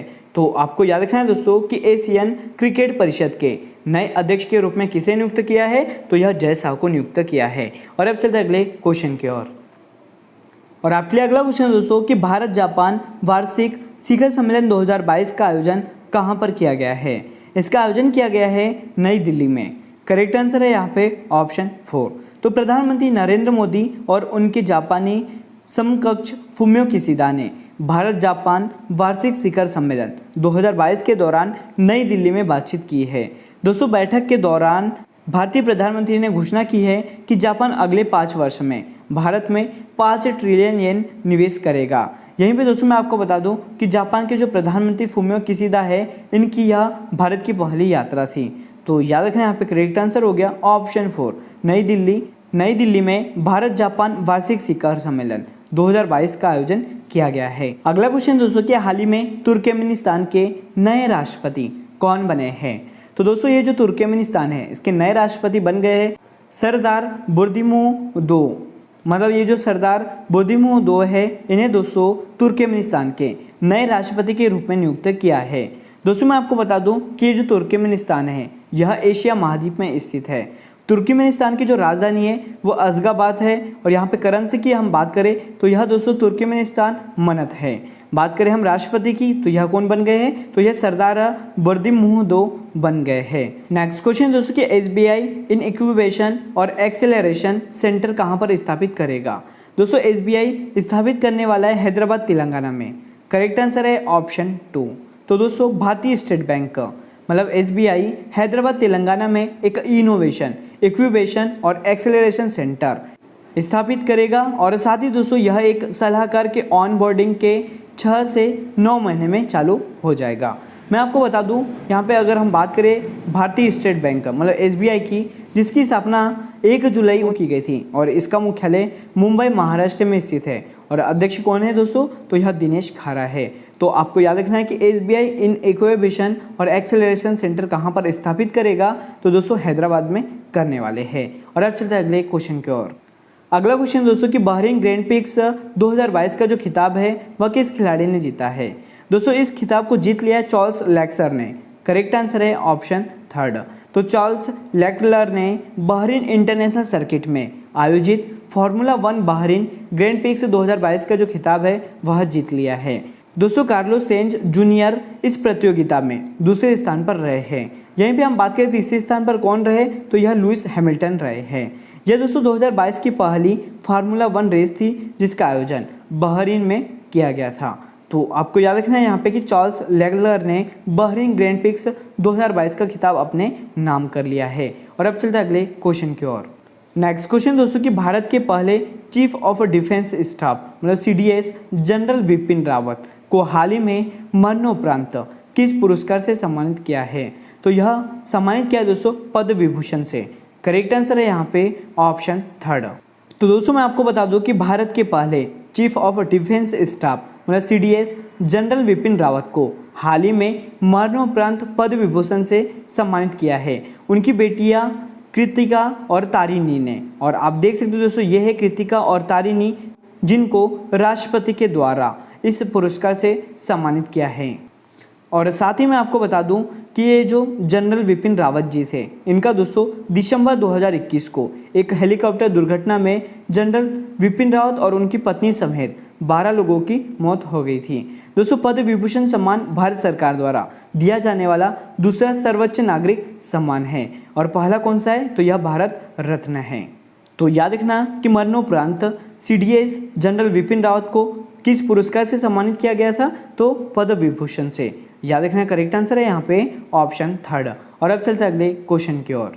और आज का लास्ट क्वेश्चन दोस्तों, कि नाटो का सैन्य अभ्यास कोल्ड रिस्पॉन्स 2022 का आयोजन कहाँ पर शुरू हुआ है? दोस्तों ये जो नाटो का सैन्य अभ्यास है कोल्ड रिस्पॉन्स 2022, इसका आयोजन शुरू किया गया है नॉर्वे में। करेक्ट आंसर है यहाँ पे ऑप्शन 4। तो कोल्ड रिस्पॉन्स सैन्य अभ्यास में 27 देशों के लगभग 30,000 सैनिक वर्ष 2022 के संस्करण में भाग ले रहे हैं। यह दोस्तों 1980 के दशक के बाद से नॉर्वे में किया जा रहा है सबसे बड़ा कोल्ड रिस्पॉन्स अभ्यास है। साथ ही मैं आपको बता दूं इसका उद्देश्य क्या होता है? तो कोल्ड रिस्पॉन्स सैन्य अभ्यास नाटो सहयोगियों और भागीदारों के लिए हर दूसरे वर्ष नॉर्वे में आयोजित किया जाता है। कोल्ड रिस्पॉन्स एक लंबे समय से नियोजित और रक्षात्मक अभ्यास है जहां नॉर्वे और उसके सहयोगी नॉर्वे को बाहरी खतरों से बचाने के लिए अभ्यास करते हैं। और दोस्तों यहाँ पे हम बात कर रहे थे नाटो की मतलब नॉर्थ एटलांटिक ट्रीटी ऑर्गेनाइजेशन की। तो ये जो उत्तरी अटलांटिक संधि संगठन है इसकी स्थापना 4 अप्रैल 1949 को की गई थी। इसका मुख्यालय ब्रुसेल्स में स्थित है। और साथ ही दोस्तों आपको याद रखना है कि इसके महासचिव कौन है, तो यह जेंस स्टोल्टनबर्गर है। याद रखना है, स्टोल्टेनबर्ग इसके महासचिव है। दोस्तों कि किस क्रिकेटर को मालदीव सरकार द्वारा प्रतिष्ठित स्पोर्ट्स आइकन 2022 पुरस्कार से सम्मानित किया गया है, तो यह सम्मानित किया है दोस्तों सुरेश रैना को। करेक्ट आंसर है ऑप्शन 2। और आप देख सकते हो दोस्तों ये है सुरेश रैना। दोस्तों मैं आपको बता दूं कि भारत के पूर्व क्रिकेटर सुरेश रैना को मालदीव स्पोर्ट्स अवार्ड 2022 में प्रतिष्ठित स्पोर्ट्स आइकन 2022 पुरस्कार से सम्मानित किया है। मालदीव सरकार ने सुरेश रैना को उनके पूरे करियर में विभिन्न उपलब्धियों के लिए इस सम्मान से सम्मानित किया है। तो आपको याद रखना है दोस्तों कि सुरेश रैना को मालदीव सरकार द्वारा प्रतिष्ठित स्पोर्ट्स आइकन 2022 पुरस्कार से सम्मानित किया गया है। यहाँ पे करेक्ट आंसर हो गया ऑप्शन 2। और आप देख सकते हो दोस्तों ये है सुरेश रैना। और अब चलते हैं अगले क्वेश्चन की ओर। और आपके लिए अगला क्वेश्चन दोस्तों कि उत्तराखंड के मुख्यमंत्री कौन बने हैं। दोस्तों मैं आपको बता दूं कि उत्तराखंड के जो मुख्यमंत्री है वह फिर से बन गए हैं पुष्कर सिंह धामी। करेक्ट आंसर है ऑप्शन 2। और आप देख सकते हो दोस्तों ये है पुष्कर सिंह धामी। तो पुष्कर सिंह धामी दोस्तों उत्तराखंड के 11वें मुख्यमंत्री बने हैं। यहाँ पे हम बात करें उत्तराखंड राज्य की, जिसकी राजधानी है दोस्तों देहरादून और एक है गैरसन। ये जो देहरादून है दोस्तों यह विंटर कैपिटल है और ये जो गैरसन है यह समर कैपिटल है। और साथ ही दोस्तों आपको याद रखना है मुख्यमंत्री कौन बन गए हैं, तो यह पुष्कर सिंह धामी बन गए हैं। वर्तमान में उत्तराखंड राज्य के गवर्नर कौन है, तो यह गुरमीत सिंह है। और उत्तराखंड के जो मुख्य न्यायाधीश है उनका नाम है दोस्तों राघवेंद्र सिंह चौहान। यहीं पे हम दोस्तों बात करें उत्तराखंड के 2 पड़ोसी देश है वो कौन कौन से हैं, मतलब जो उत्तराखंड राज्य है इसकी जो सीमा है उससे 2 पड़ोसी देश लगते हैं, वो कौन कौन से। एक तो चीन जिसका तिब्बत हिस्सा है और नेपाल। यह 2 ऐसे देश है जो उत्तराखंड राज्य से अपनी सीमा साझा करते हैं। अगला पॉइंट है दोस्तों कि उत्तराखंड की जो लोकसभा सीट है वो कितनी है, तो यह 5 है। और यहीं पे राज्यसभा सीट दोस्तों 3 है और विधानसभा सीट 271 है। तो यह सभी महत्वपूर्ण पॉइंट है उत्तराखंड से जो आपको याद रखना है। तो याद रखना है दोस्तों उत्तराखंड के मुख्यमंत्री कौन बन गए हैं, तो यह पुष्कर सिंह धामी बन गए हैं। और अब चलते हैं अगले क्वेश्चन की ओर। और आपके लिए अगला क्वेश्चन दोस्तों कि दुनिया में पहली बार युद्ध में हाइपरसोनिक मिसाइल का हमला किस देश ने किया है, तो यह हमला किया दोस्तों रूस ने। करेक्ट आंसर है ऑप्शन 2। तो दोस्तों आपको याद रखना है यहाँ पे कि रूस ने यूक्रेन पर किंजॉल हाइपरसोनिक मिसाइल दागने का दावा किया है। किंजॉल रूसी भाषा का शब्द है जिसका मतलब अगर क्या होता है दोस्तों, तो यह खंजर होता है। याद रखना किंजॉल का अर्थ क्या होता है, तो यह खंजर होता है। साथ ही दोस्तों मैं आपको बता दूं कि इसके जरिए रूस ने यूक्रेन की सत्ता पर शांति समझौते के लिए दबाव बनाने की कोशिश की है। यहाँ पे हम दोस्तों बात करें कि ये जो व्लादिमीर पुतिन है, मतलब ये जो रूस के राष्ट्रपति है व्लादिमीर पुतिन, इस मिसाइल को आइडियल वेपन कहते हैं। इसकी जो मारक क्षमता है वो दोस्तों 1500 से 2000 किलोमीटर है और यह परमाणु बम भी गिरा सकती है। यहाँ पे मैं आपको बता दूं इसकी जो पहली टेस्टिंग है दोस्तों वह वर्ष 2018 में की गई थी। और आइडियल वेपन कितनी रफ्तार से चलता है, तो यह दोस्तों 5 से 10 मैक, मतलब साउंड से 10 गुना ज़्यादा रफ्तार इसकी है। मतलब यह दोस्तों 3 किलोमीटर पर सेकेंड की स्पीड से चलता है। तो आपको याद रखना है यहाँ पे कि दुनिया में पहली बार युद्ध में हाइपरसोनिक मिसाइल से हमला किस देश ने किया है, रूस ने किया है। और किस पर किया दोस्तों, यूक्रेन पर किया है। और अब चलता है अगले क्वेश्चन की ओर। और अभी तक दोस्तों आपने हमारे लेक्चर को लाइक नहीं किया है तो लाइक जरूर कर दें, शेयर भी करें। अगर आप इस चैनल पर नए हो दोस्तों तो इसे सब्सक्राइब भी जरूर कर लें। नेक्स्ट क्वेश्चन है कि हाल ही में विश्व जल दिवस 2022 कब मनाया गया है। दोस्तों ये जो वर्ल्ड वाटर डे है यह मनाया गया है 22 मार्च को। करेक्ट आंसर हो जाएगा यहाँ पे ऑप्शन 4। तो दोस्तों विश्व जल दिवस 22 मार्च को मनाया जाता है। इस दिन को मनाने का जो मुख्य उद्देश्य है वो क्या है, तो विश्व के सभी देशों में स्वच्छ एवं सुरक्षित जल की उपलब्धता सुनिश्चित करना है दोस्तों। साथ ही जल संरक्षण के महत्व पर भी ध्यान केंद्रित करना है। यहीं पे हम बात करें विश्व जल दिवस 2022 की थीम की, तो यह है दोस्तों भूजल अदृश्य दृश्यमान बनाना है, मतलब ground water making the invisible visible. यह इस वर्ष की थीम आपको याद रखना है। तो याद रखना है विश्व जल दिवस प्रतिवर्ष कब मनाया जाता है, तो यह 22 मार्च को मनाया जाता है। और अब चलते हैं अगले क्वेश्चन की ओर। और आपके लिए अगला क्वेश्चन दोस्तों ये रहा कि हाल ही में किसके द्वारा बेंगलुरु में उड़ान नियंत्रण प्रणाली एकीकरण परिसर का उद्घाटन किसने किया है? तो यह उद्घाटन किया दोस्तों राजनाथ सिंह रक्षा मंत्री ने। करेक्ट आंसर हो जाएगा ऑप्शन थर्ड। और आप देख सकते हो दोस्तों ये है रक्षा मंत्री राजनाथ सिंह। दोस्तों मैं आपको बता दूं कि रक्षा मंत्री श्री राजनाथ सिंह ने कर्नाटक के बेंगलुरु में DRDO प्रयोगशाला वैमानिकी विकास प्रतिष्ठान में 7 मंजिला उड़ान नियंत्रण प्रणाली एकीकरण सुविधा का उद्घाटन किया है। तो याद रखना है यहाँ पे करेक्ट आंसर हो गया ऑप्शन थर्ड राजनाथ सिंह, जो कि वर्तमान में रक्षा मंत्री है। दोस्तों इन्होंने बेंगलुरु में उड़ान नियंत्रण प्रणाली एकीकरण परिसर का उद्घाटन किया है। और अब चलते हैं अगले क्वेश्चन की ओर। और आपके लिए अगला क्वेश्चन दोस्तों कि एस्ले बार्टी का जो संबंध है वह किस खेल से है? दोस्तों एस्ले बार्टी का जो संबंध है वो है टेनिस से। यहाँ पे करेक्ट आंसर हो जाएगा ऑप्शन 2। और आप देख सकते हैं दोस्तों ये है एस्ले बार्टी।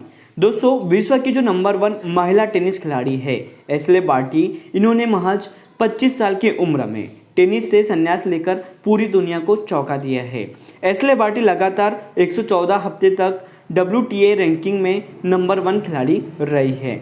दोस्तों एस्ले बार्टी के नाम 3 ग्रैंड स्लैम खिताब भी दर्ज है। उन्होंने साल 2019 में फ्रेंच ओपन और साल 2021 में विंबलडन और उसी साल दोस्तों ऑस्ट्रेलियन ओपन का खिताब भी जीता था। तो आपको याद रखना है यहाँ पे कि ये जो एस्ले बार्टी हैं इनका संबंध दोस्तों किस खेल से है? तो टेनिस से है। और अब चलते हैं अगले क्वेश्चन की ओर।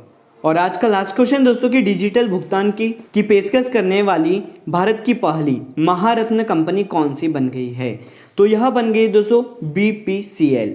तो दोस्तों मैं आपको बता दूं कि ये जो भारत पेट्रोलियम कॉर्पोरेशन लिमिटेड है यह कंपनी गैर इंटरनेट उपयोगकर्ता को डिजिटल भुगतान पेशकश करने वाली भारत की पहली महारत्न कंपनी बन गई है।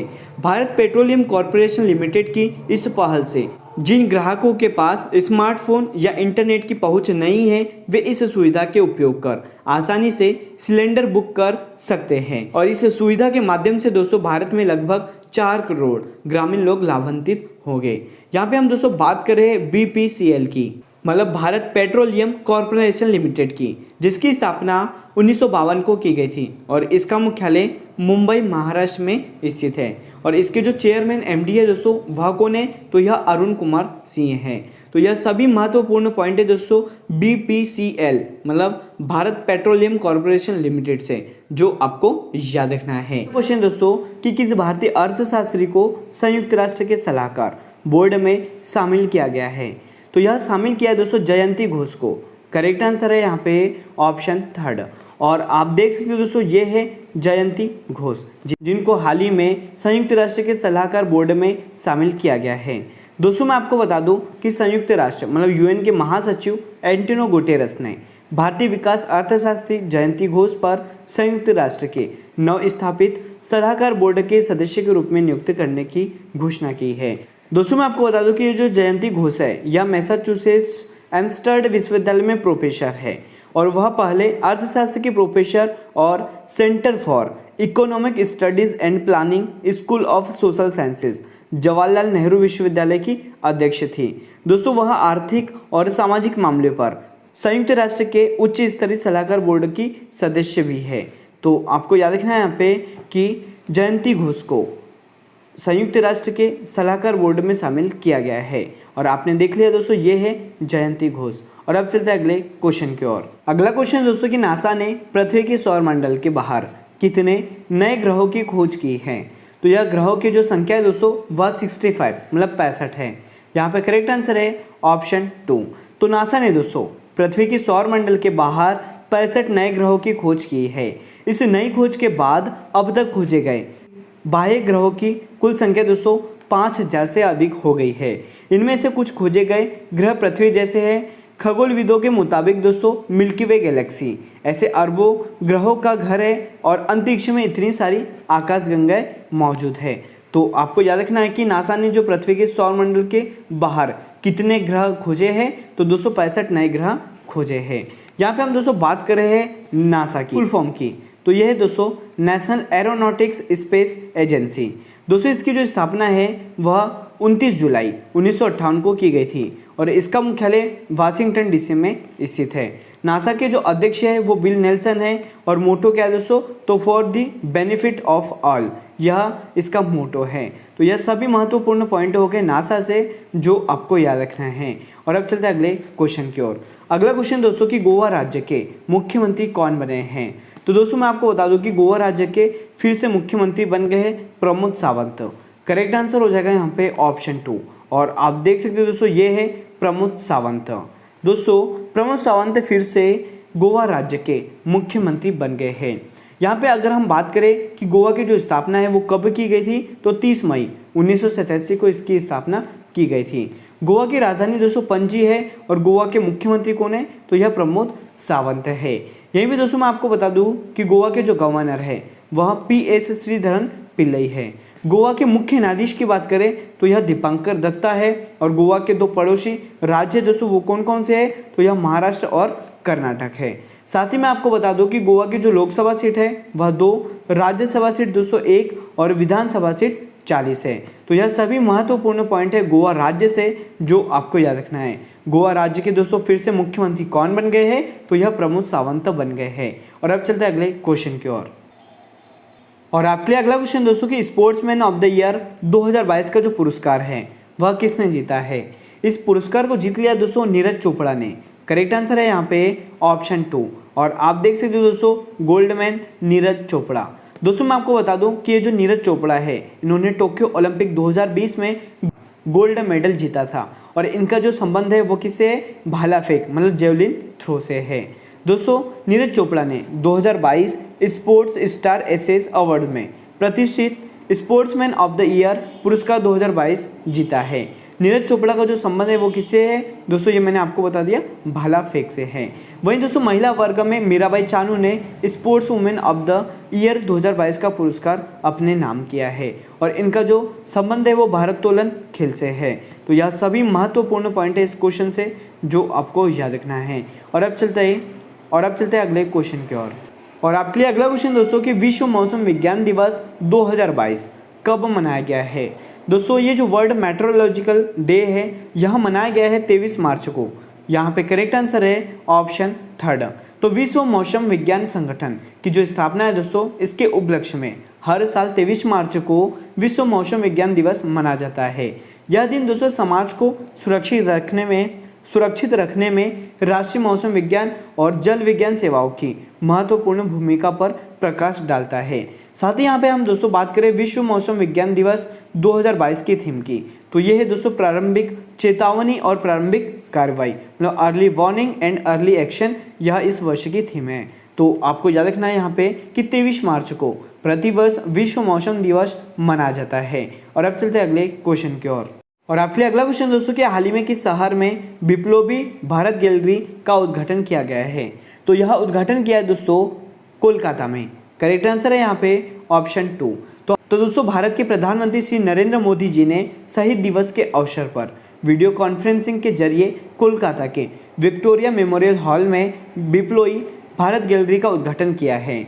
यह गैलरी दोस्तों स्वतंत्र संग्राम में क्रांतिकारियों के योगदान और ब्रिटिश औपनिवेशिक शासन के प्रति उनके प्रतिरोध को प्रदर्शित करती है। यह क्रांतिकारी आंदोलन के जन्म, क्रांतिकारी नेताओं द्वारा संघों के गठन और आंदोलन के प्रसार और भारतीय राष्ट्रीय सेना के गठन, नौसेना विद्रोह के योगदान आदि को प्रदर्शित करती है। तो दोस्तों आपको याद रखना है कि कोलकाता शहर में विप्लवी भारत गैलरी का उद्घाटन किया गया है। यहाँ पे करेक्ट आंसर हो गया ऑप्शन 2। और अब चलते हैं अगले क्वेश्चन की ओर। और आपके लिए अगला क्वेश्चन दोस्तों कि इंडियन सुपर लीग 2021-22 का खिताब किसने जीता है। दोस्तों इस खिताब को जीत लिया है, करेक्ट आंसर है यहाँ पे ऑप्शन 2। तो हैदराबाद FC ने दोस्तों इंडियन सुपर लीग मतलब ISL 2021-22 का खिताब जीत लिया है। हैदराबाद FC ने दोस्तों फाइनल मुकाबले में हैदराबाद FC ने केरला ब्लास्टर को पेनल्टी शूटआउट में 3-1 से हराकर यह खिताब अपने नाम किया है। दोस्तों यह कौन सा संस्करण आयोजित किया जा रहा है, तो 8वां संस्करण आयोजित किया जा रहा है। तो आपको याद रखना है कि इंडियन सुपर लीग 2021-22 का खिताब किसने जीत लिया है, हैदराबाद FC ने जीत लिया है। यहीं पे उपविजेता टीम कौन सी रही है दोस्तों, तो यह केरला ब्लास्टर्स रही है। और अब चलते हैं दोस्तों आज के लास्ट क्वेश्चन की ओर। और आज का लास्ट क्वेश्चन दोस्तों कि विश्व टीबी दिवस मतलब वर्ल्ड टीबी डे निम्न में से किस दिन मनाया जाता है। दोस्तों यह प्रतिवर्ष मनाया जाता है 24 मार्च को। यहाँ पे करेक्ट आंसर है ऑप्शन 4। तो विश्व टीबी या तपेदिक दिवस प्रत्येक साल 24 मार्च को मनाया जाता है। विश्व टीवी दिवस दोस्तों का उद्देश्य अगर हम बात करें यहाँ पे तो टीवी को लेकर लोगों को जागरूक करने के साथ साथ इसकी रोकथाम करने से है। साथ ही मैं आपको बता दूं कि इस जो साल है 2022 इसकी थीम क्या रही है दोस्तों, तो invest to end TB save lives, यह इस वर्ष की थीम रही है। तो आपको याद रखना है कि 24 मार्च को प्रतिवर्ष दोस्तों वर्ल्ड टीबी डे के रूप में मनाया जाता है। एशियन के फीफा विश्व कप 2022 के आधिकारिक प्रायोजक के रूप में किसे घोषित किया गया है, तो इसका जो प्रायोजक है दोस्तों वो कौन होने वाला है, बायजूस। करेक्ट आंसर है यहाँ पे ऑप्शन 2। दोस्तों मैं आपको बता दूं कि भारतीय बहुराष्ट्रीय शैक्षणिक प्रौद्योगिकी कंपनी बायजूस को 24 मार्च को फीफा विश्व कप 2022 के आधारिक प्रायोजक के रूप में घोषित किया गया है। फुटबॉल विश्व कप 2022 का जो आयोजन है वह कतर में होने वाला है। दोस्तों मैं आपको बता दूं कि यह जो टूर्नामेंट है यह 21 नवंबर से शुरू होकर 18 दिसंबर तक आयोजित किया जाएगा और यह एक ऐसा पहला फुटबॉल विश्व कप है जिसका आयोजन कहां पर, अरब जगत में हो रहा है। दोस्तों मैं आपको बता दूं कि यह एशिया में आयोजित होने वाला दूसरा फुटबॉल विश्व कप है और पहली बार एशिया में जापान और कोरिया ने वर्ष 2002 में फुटबॉल विश्व कप का आयोजन किया था। और इस टूर्नामेंट में कुल कितनी टीमें हिस्सा लेगी, तो 32 टीमें हिस्सा लेगी, यह आपको याद रखना है। यहाँ पे हम बात कर रहे थे बायजूस की, तो बायजूस एक मल्टीनेशनल एडटेक कंपनी है दोस्तों। इसका जो मुख्यालय है वह बेंगलोर में स्थित है और इसकी स्थापना की अगर हम बात करें तो 2011 में की गई थी। और इसकी जो स्थापना है दोस्तों, मतलब इसके संस्थापक कौन है, तो बायजू रविंद्रन और दिव्या गोकुलनाथ है। यहीं पे मैं आपको बता दूं कि यह कंपनी स्कूल शिक्षा, प्रवेश परीक्षाओं और प्रतियोगी परीक्षाओं के लिए शिक्षा प्रदान करती है। अगला क्वेश्चन है दोस्तों कि बंगाली फिल्म इंडस्ट्री के किस प्रसिद्ध अभिनेता का निधन हो गया है। यह निधन हो गया है दोस्तों अभिषेक चटर्जी का। यहाँ पे करेक्ट आंसर है ऑप्शन 1 और आप देख सकते हो ये है अभिषेक चटर्जी। दोस्तों याद रखना आपको कि बंगाली फिल्म इंडस्ट्री के प्रसिद्ध अभिनेता अभिषेक चटर्जी का हाल ही में निधन हो गया है। बता दूं कि अभिषेक चटर्जी ने कई बंगाली फिल्मों में काम किया है। इसमें दोस्तों अमर प्रेम, मधुरन मिलन, कोड भोला, ओरा चारजोन, बारीवाली जैसी शानदार फिल्में शामिल है। इसके अतिरिक्त बंगाली टीवी पर वे खोरकुटो सीरियल के लिए भी जाने जाते हैं। उन्होंने दोस्तों मोहर, फागुन बो शोज में भी काम किया है। तो आपको याद रखना है यहाँ पे कि अभिषेक चटर्जी का संबंध किस इंडस्ट्री से है, तो बंगाली फिल्म इंडस्ट्री से, और इनका दोस्तों हाल ही में निधन हो गया है। और अब चलते हैं अगले क्वेश्चन की ओर।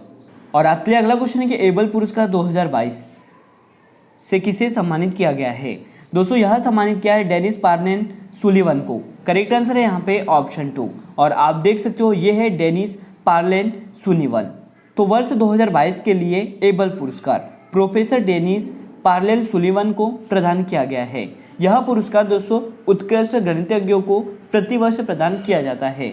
सर्वप्रथम यह पुरस्कार 2002 में नॉर्वेजियन सरकार द्वारा स्थापित किया गया था और इसका प्रबंधन the Norwegian academy of science and letters द्वारा किया जाता है। दोस्तों प्रोफेसर सुलिवन को टोपोलॉजी में उनके योगदान के लिए इस पुरस्कार से सम्मानित किया गया है। तो आपको याद रखना है यहाँ पे कि एबल पुरस्कार 2022 से किसे सम्मानित किया गया है, तो यह डेनिस पार्लेन सुलिवन को सम्मानित किया है। और अब चलते हैं अगले क्वेश्चन की ओर। और आपके लिए अगला क्वेश्चन दोस्तों कि ऑस्ट्रेलिया के प्रधानमंत्री कौन है जिन्होंने दूसरे भारत ऑस्ट्रेलिया वर्चुअल समिट में हिस्सा लिया है। तो दोस्तों मैं आपको बता दूं कि ऑस्ट्रेलिया के जो प्रधानमंत्री है उनका नाम है Scott John Morrison. Correct answer है यहाँ पे ऑप्शन 2 और आप देख सकते हो दोस्तों ये है स्कॉट जॉन मॉरिसन। यहीं पे हमारे देश भारत की बात करें तो भारत के प्रधानमंत्री है श्री नरेंद्र मोदी। दोस्तों 21 मार्च को भारत और ऑस्ट्रेलिया के बीच वर्चुअल समिट हुआ है जिसमें भारत की तरफ से पीएम नरेंद्र मोदी और ऑस्ट्रेलिया की तरफ से पीएम स्कॉट जॉन मॉरिसन ने हिस्सा लिया है। इस समिट में दोस्तों भारत और ऑस्ट्रेलिया ने कम्प्रिहेंसिव स्ट्रेटेजिक पार्टनरशिप पर अपनी कमिटमेंट की पुष्टि की है। तो आपको याद रखना यहाँ पे करेक्ट आंसर हो गया option 2 Scott John Morrison Australia के प्रधानमंत्री है। और अब चलते हैं अगले क्वेश्चन की ओर। और आपके लिए अगला क्वेश्चन है कि पद्म भूषण सम्मान प्राप्त करने वाले भारत के पहले पैरा एथलीट खिलाड़ी कौन बन गए हैं। दोस्तों यह बन गए हैं देवेंद्र झाझड़िया। करेक्ट आंसर है यहाँ पे ऑप्शन 1 और आप देख सकते हो ये है देवेंद्र झाझड़िया। दोस्तों देवेंद्र झाझड़िया पद्म भूषण प्राप्त करने वाले पहले भारतीय पैरा एथलीट बने हैं। देवेंद्र झाझड़िया पद्म भूषण पुरस्कार पाने वाले पहले भारतीय तो दोस्तों मैं आपको बता दूं कि देवेंद्र झाझड़िया पद्म भूषण पुरस्कार पाने वाले पहले भारतीय पैरा एथलीट खिलाड़ी बन गए हैं। वर्ष 2022 में 17 लोगों को पद्म भूषण से सम्मानित किया जाएगा। दोस्तों पद्म विभूषण सम्मान प्राप्त वर्ष 2022 में दोस्तों 17 लोगों को पद्म भूषण पुरस्कार से सम्मानित किया गया है। यहीं पे मैं आपको बता दूं कि अगर हम यहाँ पे सबसे पहले बात करें भारत रत्न की, तो यह दोस्तों भारत सरकार द्वारा दिया जाने वाला सबसे सर्वोच्च नागरिक सम्मान है। यहीं पे हम दोस्तों बात करें पद्म विभूषण की, जो कि भारत सरकार द्वारा दिया जाने वाला दूसरा उच्च नागरिक सम्मान है। और यहाँ पे तीसरे पे है दोस्तों पद्म भूषण और चौथे पे है पद्मश्री। तो आपको याद रखना है कि पद्म भूषण सम्मान प्राप्त करने वाले भारत के पहले पैरा एथलीट खिलाड़ी कौन बन गए हैं, तो यह देवेंद्र झाझड़िया बन गए हैं। और अब चलते हैं अगले क्वेश्चन की ओर। और आपके लिए अगला क्वेश्चन दोस्तों कि वर्ल्ड एयर क्वालिटी रिपोर्ट 2022 के अनुसार विश्व का सबसे प्रदूषित देश कौन सा है। दोस्तों ये है बांग्लादेश। यहाँ पे करेक्ट आंसर हो जाएगा ऑप्शन थर्ड। तो रिपोर्ट के अनुसार बांग्लादेश सबसे प्रदूषित देश, उसके बाद दोस्तों चार्ड और तीसरे पर पाकिस्तान और चौथे पर ताजिकिस्तान है। और भारत की अगर बात करें तो भारत का जो स्थान है दोस्तों वह 5वां है। नई दिल्ली को दोस्तों दुनिया के सबसे प्रदूषित राजधानी शहर का दर्जा दिया गया है। यहीं पे मैं आपको बता दूं कि भिवाड़ी भारत का सबसे प्रदूषित शहर था और इसके बाद गाजियाबाद, फिर दिल्ली और उसके बाद दोस्तों जौनपुर का स्थान रहा है। तो आपको यहाँ पे याद रखना है कि वर्ल्ड एयर क्वालिटी रिपोर्ट 2021 के अनुसार अगर हम बात करें तो विश्व का सबसे प्रदूषित देश कौन सा है, तो यह है दोस्तों बांग्लादेश। याद रखना करेक्ट आंसर है ऑप्शन थर्ड। और अब चलते हैं अगले क्वेश्चन की ओर। और आपके लिए अगला क्वेश्चन है कि किस राज्य के वाद्य यंत्र नरसिंह पेट्टई नागस्वरम को भौगोलिक संकेत जीआई टैग दिया गया है। तो यह जीआई टैग दिया गया है दोस्तों तमिलनाडु राज्य के वाद्य यंत्र नरसिंह पेट्टई नागस्वरम को। याद रखना करेक्ट आंसर है यहाँ पे ऑप्शन 4। तो जीआई टैग उस वस्तु अथवा उत्पाद को दिया जाता है जो किसी विशिष्ट क्षेत्र का प्रतिनिधित्व करती है। दोस्तों किसी विशिष्ट स्थान पर ही पाई जाती है और जीआई टैग कृषि उत्पादों, प्राकृतिक वस्तुओं और निर्मित वस्तुओं उनकी विशिष्ट गुणवत्ता के लिए इन्हें दिया जाता है। तो आपको याद रखना यहाँ पे करेक्ट आंसर हो गया तमिलनाडु राज्य के वाद्य यंत्र नरसिंह पेट्टई नागस्वरम को भौगोलिक संकेत मतलब जीआई टैग दिया गया है। और अब चलते हैं अगले क्वेश्चन की ओर। अगला क्वेश्चन दोस्तों कि 13वां ग्रीन स्टार फोटोग्राफी पुरस्कार 2022 किसने जीता है। इसको जीत लिया दोस्तों मोहम्मद रजा मासूमी ने। करेक्ट आंसर है यहाँ पे ऑप्शन 1। दोस्तों ईरान के मोहम्मद रजा मासूमी ने 13वां ग्रीन स्टार फोटोग्राफी पुरस्कार जीता है। ग्रीन स्टार फोटोग्राफी पुरस्कार संयुक्त राष्ट्र पर्यावरण कार्यक्रम यूनेप के सहयोग से आयोजित किया जाता है। तो आपको याद रखना है यहाँ पे यह पुरस्कार किसने जीत लिया है, तो मोहम्मद रजा मासूमी ने। यह कहाँ के दोस्तों, तो ईरान के है। यानी कि हर साल विश्व थिएटर दिवस कब मनाया जाता है। दोस्तों मैं आपको बता दूं कि प्रतिवर्ष विश्व थिएटर दिवस मनाया जाता है 27 मार्च को। यहाँ पे करेक्ट आंसर हो जाएगा ऑप्शन 4। तो विश्व थिएटर दिवस मंच की शक्ति पर ध्यान आकर्षित करने के लिए 27 मार्च को हर साल मनाया जाता है। यह थिएटर दोस्तों कला के महत्व को ही बताता है और साथ ही हमें आगे बढ़ना, मनोरंजन करना, सिखाना और बदलना जारी रखता है। इस दिन की अगर हम शुरुआत की बात करें तो यह दोस्तों 1961 में अंतर्राष्ट्रीय रंगमंच संस्थान द्वारा की गई थी, जो कला प्रदर्शन के लिए एक वैश्विक संस्थान है। तो आपको यहाँ पे याद रखना है कि हर साल हम विश्व थिएटर दिवस कब मनाते हैं, तो 27 मार्च को। करेक्ट आंसर हो गया यहाँ पे ऑप्शन 4। और अब चलते हैं अगले प्रश्न की ओर। और आपके लिए अगला प्रश्न है दोस्तों कि बहुराष्ट्रीय सैन्य अभ्यास बरसामा शील्ड 2022 का आयोजन कहाँ पर हुआ है। इसका आयोजन किया गया है दोस्तों मलेशिया में। यहाँ पे करेक्ट आंसर है ऑप्शन 4। तो बरसामा शील्ड 2022 सैन्य अभ्यास 5 देशों जैसे कि हम बात करें Australia, New Zealand, Singapore, United kingdom और मलेशिया के सशस्त्र बलों के बीच में आयोजित किया जाएगा। दोस्तों वर्ष 2022 में मलेशिया बरसामा शील्ड 2022 से सैन्य अभ्यास की अध्यक्षता करने वाला है। कौन अध्यक्षता करने वाला है दोस्तों, तो याद रखना मलेशिया। और इसका आयोजन स्थल कहाँ पर है, तो मलेशिया में है। और आपके लिए अगला प्रश्न है दोस्तों कि 7वां स्मार्ट सिटीज इंडिया एक्सपो का आयोजन कहाँ पर हुआ है। इसका आयोजन किया गया है दोस्तों नई दिल्ली में। यहाँ पर राइट आंसर हो जाएगा ऑप्शन 1। दोस्तों मैं आपको बता दूं कि ये जो 7वां स्मार्ट सिटीज़ इंडिया एक्सपो है, इसका आयोजन दिल्ली के प्रगति मैदान में किया जा रहा है। इसका आयोजन इंडिया ट्रेड प्रमोशन संगठन मतलब ITPO और एग्जीबिशन इंडिया ग्रुप द्वारा किया गया है। यह सम्मेलन अंतर्राष्ट्रीय संगठनों, शैक्षणिक संस्थानों, निजी कंपनियों के प्रतिनिधियों को एक साथ लाने के लिए मंच प्रदान करता है। अगर यहाँ पे हम दोस्तों उद्देश्य की बात करें तो स्मार्ट शहरों के लिए नॉलेज हब स्थापित करना है। स्मार्ट सिटीज़ इंडिया एक्सपो की जो शुरुआत है दोस्तों वह 2015 में की गई थी। तो आपको याद रखना है यहाँ पे करेक्ट आंसर हो गया ऑप्शन 1 नई दिल्ली। मतलब ये जो 7वां स्मार्ट सिटीज़ इंडिया एक्सपो है इसका आयोजन कहाँ पर हो रहा है दोस्तों, तो नई दिल्ली में। और अब चलते हैं अगले प्रश्न की ओर। और आपके लिए अगला प्रश्न है दोस्तों कि IPL team Chennai super Kings के नए कप्तान कौन बन गए हैं। दोस्तों आप देख सकते हो ये है रविंद्र जडेजा। करेक्ट आंसर है यहाँ पे ऑप्शन 1। तो दोस्तों रविंद्र जडेजा को चेन्नई सुपर किंग्स के नए कप्तान के रूप में नियुक्त किया है। करेक्ट आंसर है ऑप्शन 1। दोस्तों यहाँ पे हम बात करें कि ये जो रविंद्र जडेजा है इन्होंने किसका स्थान लिया है, तो महेंद्र सिंह धोनी का स्थान लिया है। और ये जो इंडियन प्रीमियर लीग है मतलब IPL है दोस्तों, इसके 15वें संस्करण का जो आयोजन है वह 26 मार्च से शुरू किया गया है। तो यहाँ पे याद रखना ये सभी महत्वपूर्ण पॉइंट इस क्वेश्चन से। यहाँ पे हम बात कर रहे थे IPL मतलब इंडियन प्रीमियर लीग की। दोस्तों IPL का जो पहला संस्करण है वह 2008 में खेला गया था। इसमें विजेता अगर टीम की हम बात करें तो राजस्थान थी और उप विजेता टीम कौन सी थी, तो यह चेन्नई सुपर किंग्स थी। यहीं पे हम दोस्तों बात करें कि 2021 में जो IPL का 14वां संस्करण हुआ था इसका जो आयोजन है वो कहाँ पर किया गया था, तो भारत और UAE देश में किया गया था। यहीं पे मैं आपको बता दूं एक और इम्पोर्टेंट पॉइंट है कि जो IPL 2021 हुआ था इसमें विजेता टीम की अगर बात करें तो यह दोस्तों चेन्नई सुपर किंग्स रही थी। ये आपको याद रखना है। करेक्ट आंसर क्या हो गया यहाँ पे ऑप्शन 1 रविंद्र जडेजा, जिन्हें चेन्नई सुपर किंग्स के नए कप्तान बनाए गए हैं। और अब चलते हैं अगले क्वेश्चन की ओर। और आपके लिए अगला क्वेश्चन दोस्तों कि भारत की सबसे बड़ी कार निर्माता कंपनी मारुति सुजुकी इंडिया के नए MD और CEO कौन बने हैं।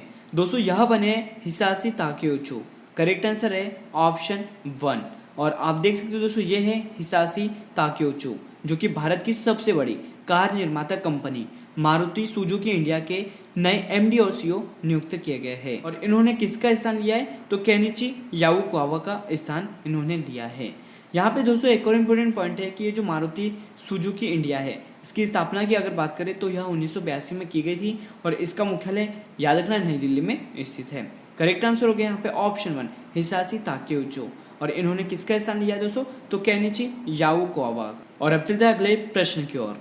और आपके लिए अगला क्वेश्चन दोस्तों कि सेंट्रल बैंकिंग पुरस्कार 2022 में गवर्नर ऑफ द ईयर का जो पुरस्कार है वह किसने जीता है। दोस्तों इस पुरस्कार को जीत लिया है मारियो मार्सेल ने।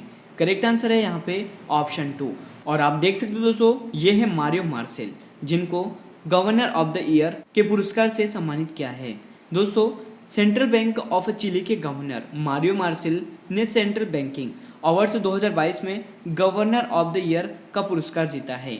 चिली के सेंट्रल बैंक का अगर यहाँ पे हम नाम की बात करें दोस्तों तो यह बैंको सेंट्रल डी चिली है। ये आपको याद रखना है। और आपके लिए अगला क्वेश्चन दोस्तों कि नीति आयोग द्वारा जारी निर्यात तत्परता सूचकांक में शीर्ष पर कौन सा राज्य रहा है। दोस्तों शीर्ष पर जो रहने वाला राज्य है वो है दोस्तों गुजरात। यहाँ पे करेक्ट आंसर है ऑप्शन 4। तो मैं आपको बता दूं कि ये जो नीति आयोग है इसके द्वारा जारी निर्यात तत्परता सूचकांक मतलब ये दोस्तों एक्सपोर्ट प्रिपेयर्डनेस इंडेक्स है। यह 2021 के अनुसार गुजरात को लगातार दूसरे वर्ष दोस्तों निर्यात तैयारी के मामले में भारत का शीर्ष राज्य नामित किया गया है।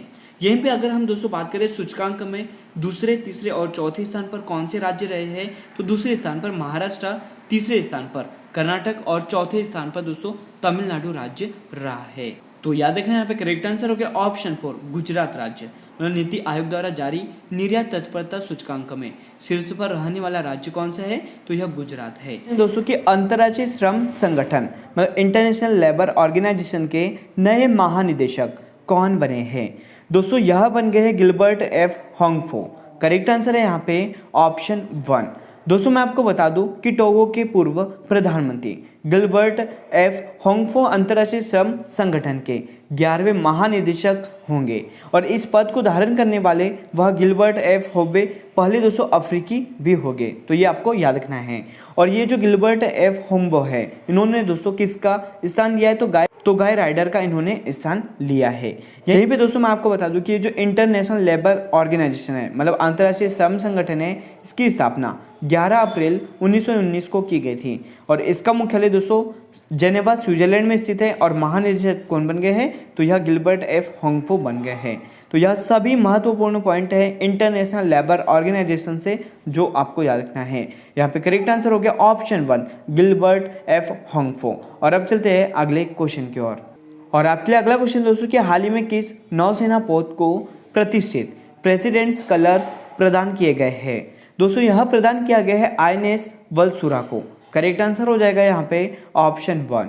दोस्तों भारत के राष्ट्रपति रामनाथ कोविंद जी ने INS वलसुरा को प्रेसिडेंट्स कलर प्रदान किया गया है।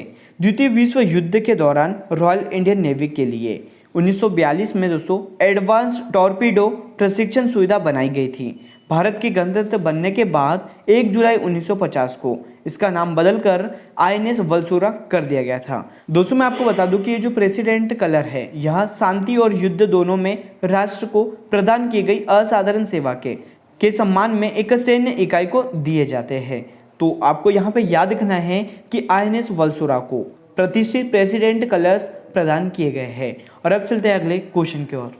और आपके लिए अगला क्वेश्चन दोस्तों कि हाल ही में स्विस ओपन 2022 का जो खिताब है वह किसने जीता है। दोस्तों इस खिताब को जीत लिया है PV सिंधु ने। यहाँ पे करेक्ट आंसर है ऑप्शन 2। तो PV सिंधु ने स्विट्जरलैंड के बेसेल में आयोजित स्विस ओपन 300 बैडमिंटन टूर्नामेंट के फाइनल में थाईलैंड की बुचानन ओंगबारुंग फान को दोस्तों हराकर स्विस ओपन 2022 का खिताब जीत लिया है। दोस्तों यहाँ पे हम बात कर रहे हैं PV सिंधु की, जिन्होंने 2 बार ओलंपिक पदक विजेता है और इन्होंने दोस्तों 2016 में रियो ओलंपिक और 2020 में टोक्यो ओलंपिक में रजत पदक जीता है। तो आपको यहाँ पे याद रखना है कि स्विस ओपन 2022 का जो खिताब है वह किसने जीता है दोस्तों, तो PV सिंधु ने।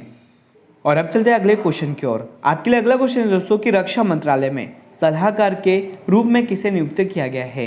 दोस्तों यहाँ नियुक्त किया है विनोद जी खंडारे को। करेक्ट आंसर है यहाँ पे ऑप्शन 2। तो दोस्तों लेफ्टिनेंट जनरल विनोद जी खंडारे जो कि सेवानिवृत्त है, इनको दोस्तों रक्षा मंत्रालय में सलाहकार के रूप में नियुक्त किया गया है। रक्षा सचिव को दोस्तों रक्षा रणनीति से संबंधित मामलों पर सलाह प्रदान करेंगे। वह रक्षा सचिव के साथ मिलकर काम करेंगे। लेफ्टिनेंट जनरल विनोद जी खंडारे है दोस्तों, यह जनवरी 2018 के अंत में सेना से सेवानिवृत्त हो गए हैं। तो आपको यहाँ पे याद रखना है कि रक्षा मंत्रालय में सलाहकार के रूप में किसे नियुक्त किया गया है, तो विनोद जी खंडारे को। साथ ही दोस्तों यहाँ पे आपको याद रखना है कि वर्तमान में रक्षा मंत्रालय के मंत्री कौन है, तो यह राजनाथ सिंह हैं। और अब चलते हैं अगले क्वेश्चन की ओर। और आपके लिए अगला क्वेश्चन दोस्तों कि बेंगलुरु में रिजर्व बैंक इनोवेशन हब का उद्घाटन किसने किया है। दोस्तों इसका उद्घाटन किया है जो कि RBI मतलब रिजर्व बैंक ऑफ इंडिया के वर्तमान में गवर्नर है। दोस्तों रिजर्व बैंक का इनोवेशन हब का जो काम है वह है कि फाइनेंशियल इनोवेशन को बढ़ावा देना और इसे पोषित करना है। इसे 100 करोड़ रुपए की पूंजी के साथ स्थापित किया गया था। और ये जो रिजर्व बैंक इनोवेशन हब है इसकी स्थापना की अगर हम बात करें तो 2013 के कंपनी अधिनियम के तहत की गई थी। RBI का जो गवर्नर दोस्तों वह वर्तमान में कौन है, तो यह शक्तिकांत दास है। तो याद रखना आपको कि बेंगलुरु में रिजर्व बैंक इनोवेशन हब का जो उद्घाटन है वह किसने किया है, तो वर्तमान में जो RBI के गवर्नर हैं शक्तिकांत दास जी ने किया है। और अब चलते हैं दोस्तों अगले क्वेश्चन की ओर। आपके लिए अगला क्वेश्चन है कि केंद्रीय पर्यावरण मंत्रालय ने किस दिन को राष्ट्रीय डॉल्फिन दिवस के रूप में मनाने की घोषणा की है। तो यह घोषणा की है दोस्तों 5 अक्टूबर को राष्ट्रीय डॉल्फिन दिवस के रूप में मनाने को। करेक्ट आंसर है यहाँ पे ऑप्शन 4। दोस्तों केंद्रीय पर्यावरण मंत्रालय ने 5 अक्टूबर को राष्ट्रीय डॉल्फिन दिवस के रूप में नामित किया है, जिसे इस वर्ष से प्रतिवर्ष मनाया जाएगा। राष्ट्रीय डॉल्फिन दिवस को नामित करने का जो निर्णय है वह राष्ट्रीय वन्यजीव बोर्ड की स्थायी समिति द्वारा लिया गया था। विशेषज्ञों के अनुसार दोस्तों मंत्रालय को गंगा और उसकी सहायक नदियों में प्रवाह और पानी की गुणवत्ता में सुधार लाने पर ध्यान देना चाहिए, ताकि गंगा डॉल्फिन के अस्तित्व में सुधार भी हो सके। तो आपको यहाँ पे याद रखना है कि केंद्रीय पर्यावरण मंत्रालय ने 5 अक्टूबर के दिन राष्ट्रीय डॉल्फिन दिवस मनाने के रूप में घोषणा की है। करेक्ट आंसर है यहाँ पे ऑप्शन 4। और अब चलते हैं अगले क्वेश्चन की ओर। और आज का लास्ट करंट अफेयर है दोस्तों कि नाटो संगठन के महासचिव कौन हैं जिनका कार्यकाल 1 वर्ष के लिए बढ़ा दिया है। दोस्तों यहाँ पे हम बात करें नाटो संगठन की, जिसके वर्तमान में सचिव कौन है, तो यह जेंस स्टोल्टेनबर्ग है। करेक्ट आंसर है यहाँ पे ऑप्शन 4। और इनका जो कार्यकाल है वह अब 1 वर्ष के लिए बढ़ा दिया गया है। तो दोस्तों यहाँ पे हम बात कर रहे हैं नाटो की, मतलब नॉर्थ एटलांटिक ट्रीटी ऑर्गेनाइजेशन की। ये जो उत्तरी अटलांटिक संधि संगठन है, इसकी स्थापना 4 अप्रैल 1949 को की गई थी। दोस्तों इसका मुख्यालय ब्रुसेल्स बेल्जियम में स्थित है। और महासचिव कौन है, तो यह जेंस स्टोल्टेनबर्ग है। ये आपको याद रखना है। तो याद रखना है कि नाटो संगठन के महासचिव जेंस स्टोल्टेनबर्ग, जिनका कार्यकाल दोस्तों 1 साल के लिए बढ़ा दिया गया है। पहला क्वेश्चन है कि ऑस्कर अवार्ड 2022 में सर्वश्रेष्ठ अभिनेता का पुरस्कार किसने जीता है। इस पुरस्कार को जीता दोस्तों विल स्मिथ ने। यहाँ पे करेक्ट आंसर है ऑप्शन 2। और आप देख सकते हो ये है विल स्मिथ। दोस्तों याद रखना आपको कि ऑस्कर अवार्ड 2022 में जो सर्वश्रेष्ठ अभिनेता का पुरस्कार है वह विल स्मिथ ने जीता है।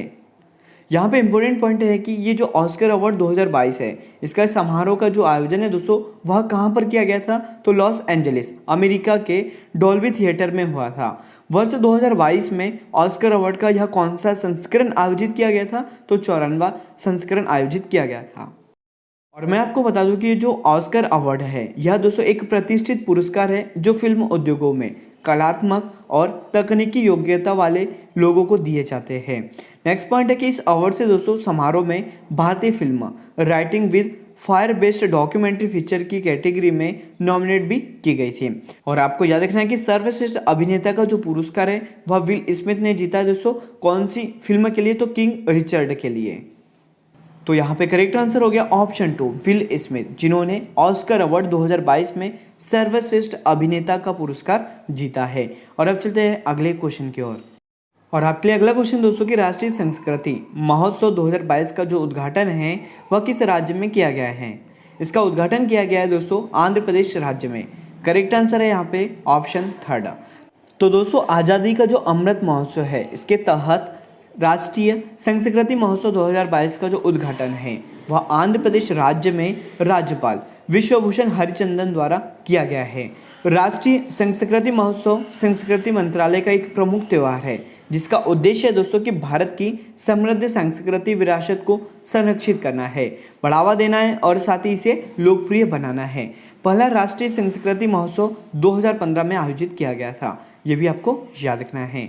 तो याद रखना है राष्ट्रीय संस्कृति महोत्सव 2022 का जो उद्घाटन है वह दोस्तों किस राज्य में किया गया है, तो आंध्र प्रदेश राज्य में किया गया है। और अब चलते हैं अगले क्वेश्चन की ओर। और आपके लिए अगला क्वेश्चन दोस्तों कि broadcast audience research council India के नए अध्यक्ष कौन बने हैं। दोस्तों यह बन गए शशि सिन्हा। यहाँ पे करेक्ट आंसर है ऑप्शन 1। और आप देख सकते हो ये है दोस्तों शशि सिन्हा, जो कि broadcast audience research council India के नए अध्यक्ष बन गए हैं। दोस्तों ये जो शशि सिन्हा है यह किसका स्थान लेने वाले हैं, तो पुनीत गोयनका का स्थान लेंगे। यहाँ पे हम बात करें ब्रॉडकास्ट ऑडियंस रिसर्च काउंसिल की, जिसकी स्थापना 2010 में की गई थी और इसका मुख्यालय दोस्तों मुंबई महाराष्ट्र में स्थित है। साथ ही मैं आपको बता दूं कि इसके वर्तमान में अध्यक्ष कौन बन गए हैं, शशि सिन्हा बन गए हैं। और सीईओ की बात करें दोस्तों तो यह नकुल चोपड़ा है। तो यह सभी महत्वपूर्ण पॉइंट है इस क्वेश्चन से जो आपको याद रखना है कि broadcast audience research council India के नए अध्यक्ष कौन बने हैं, तो यह शशि सिन्हा बन गए हैं। और अब चलते हैं अगले क्वेश्चन की ओर। और आपके लिए अगला क्वेश्चन दोस्तों कि भारत के पहले स्नो मैराथन का आयोजन कहाँ पर हुआ है। इसका आयोजन किया गया है दोस्तों लाहौल स्पीति हिमाचल प्रदेश में। करेक्ट आंसर है यहाँ पे ऑप्शन 3। तो दोस्तों हिमाचल प्रदेश के लाहौल स्पीति में 0 से नीचे के तापमान और 10,000 फीट की ऊंचाई पर भारत के पहले स्नो मैराथन का आयोजन हुआ है, जिसमें दोस्तों 100 लोगों ने भाग लिया है। लाहौल स्पीति प्रशासन ने रीच इंडिया के साथ मिलकर साहसिक पर्यटन को बढ़ावा देने और डर के क्षेत्र में पर्यटकों को आकर्षित करने के दोहरे उद्देश्य के साथ एक स्नो मैराथन का आयोजन किया गया है। तो आपको यहाँ पे याद रखना है कि भारत के पहले स्नो मैराथन का जो आयोजन है वो कहाँ पर हुआ है दोस्तों, तो यह लाहौल स्पीति हिमाचल प्रदेश में। करेक्ट आंसर क्या हो गया यहाँ पे ऑप्शन 3। और आपके लिए अगला क्वेश्चन दोस्तों कि Abdullah Khan heritage hockey cup 2022 का जो खिताब है वह किसने जीता है? दोस्तों इस खिताब को जीता है भारतीय रेलवे ने। करेक्ट आंसर है यहाँ पे ऑप्शन 2। दोस्तों Abdullah Khan heritage hockey cup के फाइनल मुकाबले में रेलवे स्पोर्ट्स प्रमोशन बोर्ड की टीम ने आर्मी 11 को हराकर हॉकी कप 2022 का खिताब जीत लिया है। और साथ ही मैं आपको बता दूं कि ये जो Abdullah Khan heritage hockey cup है इसका आयोजन स्थल दोस्तों कहाँ पर था? तो भोपाल मध्य प्रदेश में था। तो आपको यहाँ पे याद रखना है कि Abdullah Khan heritage hockey cup 2022 का जो खिताब है वह किसने जीत लिया है? तो भारतीय रेलवे ने। और अब चलते हैं अगले क्वेश्चन की ओर। और आपके लिए अगला क्वेश्चन दोस्तों कि माल्टा के प्रधानमंत्री कौन बने हैं? दोस्तों मैं आपको बता दूं कि माल्टा के जो प्रधानमंत्री है वह बन गए हैं रॉबर्ट अबेला। करेक्ट आंसर है ऑप्शन 1। और आप देख सकते हो दोस्तों ये है रॉबर्ट अबेला। दोस्तों रॉबर्ट अबेला को दूसरे कार्यकाल के लिए माल्टा के प्रधानमंत्री के रूप में चुना गया है। और इनका जो संबंध है वो कौन सी पार्टी है? तो लेबर पार्टी से है। यहाँ पे हम बात करें माल्टा की जो कि यूरोपीय महाद्वीप में स्थित है। और माल्टा की राजधानी की बात करें तो ये वैलेटा है। और माल्टा की करेंसी क्या है दोस्तों? तो यह यूरो है। माल्टा के राष्ट्रपति दोस्तों जॉर्ज वेला है, ये आपको याद रखना है।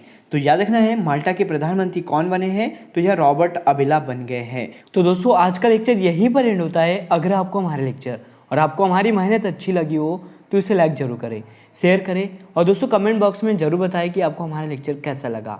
तो thank you so much guys for watching this video. Bye bye, take care.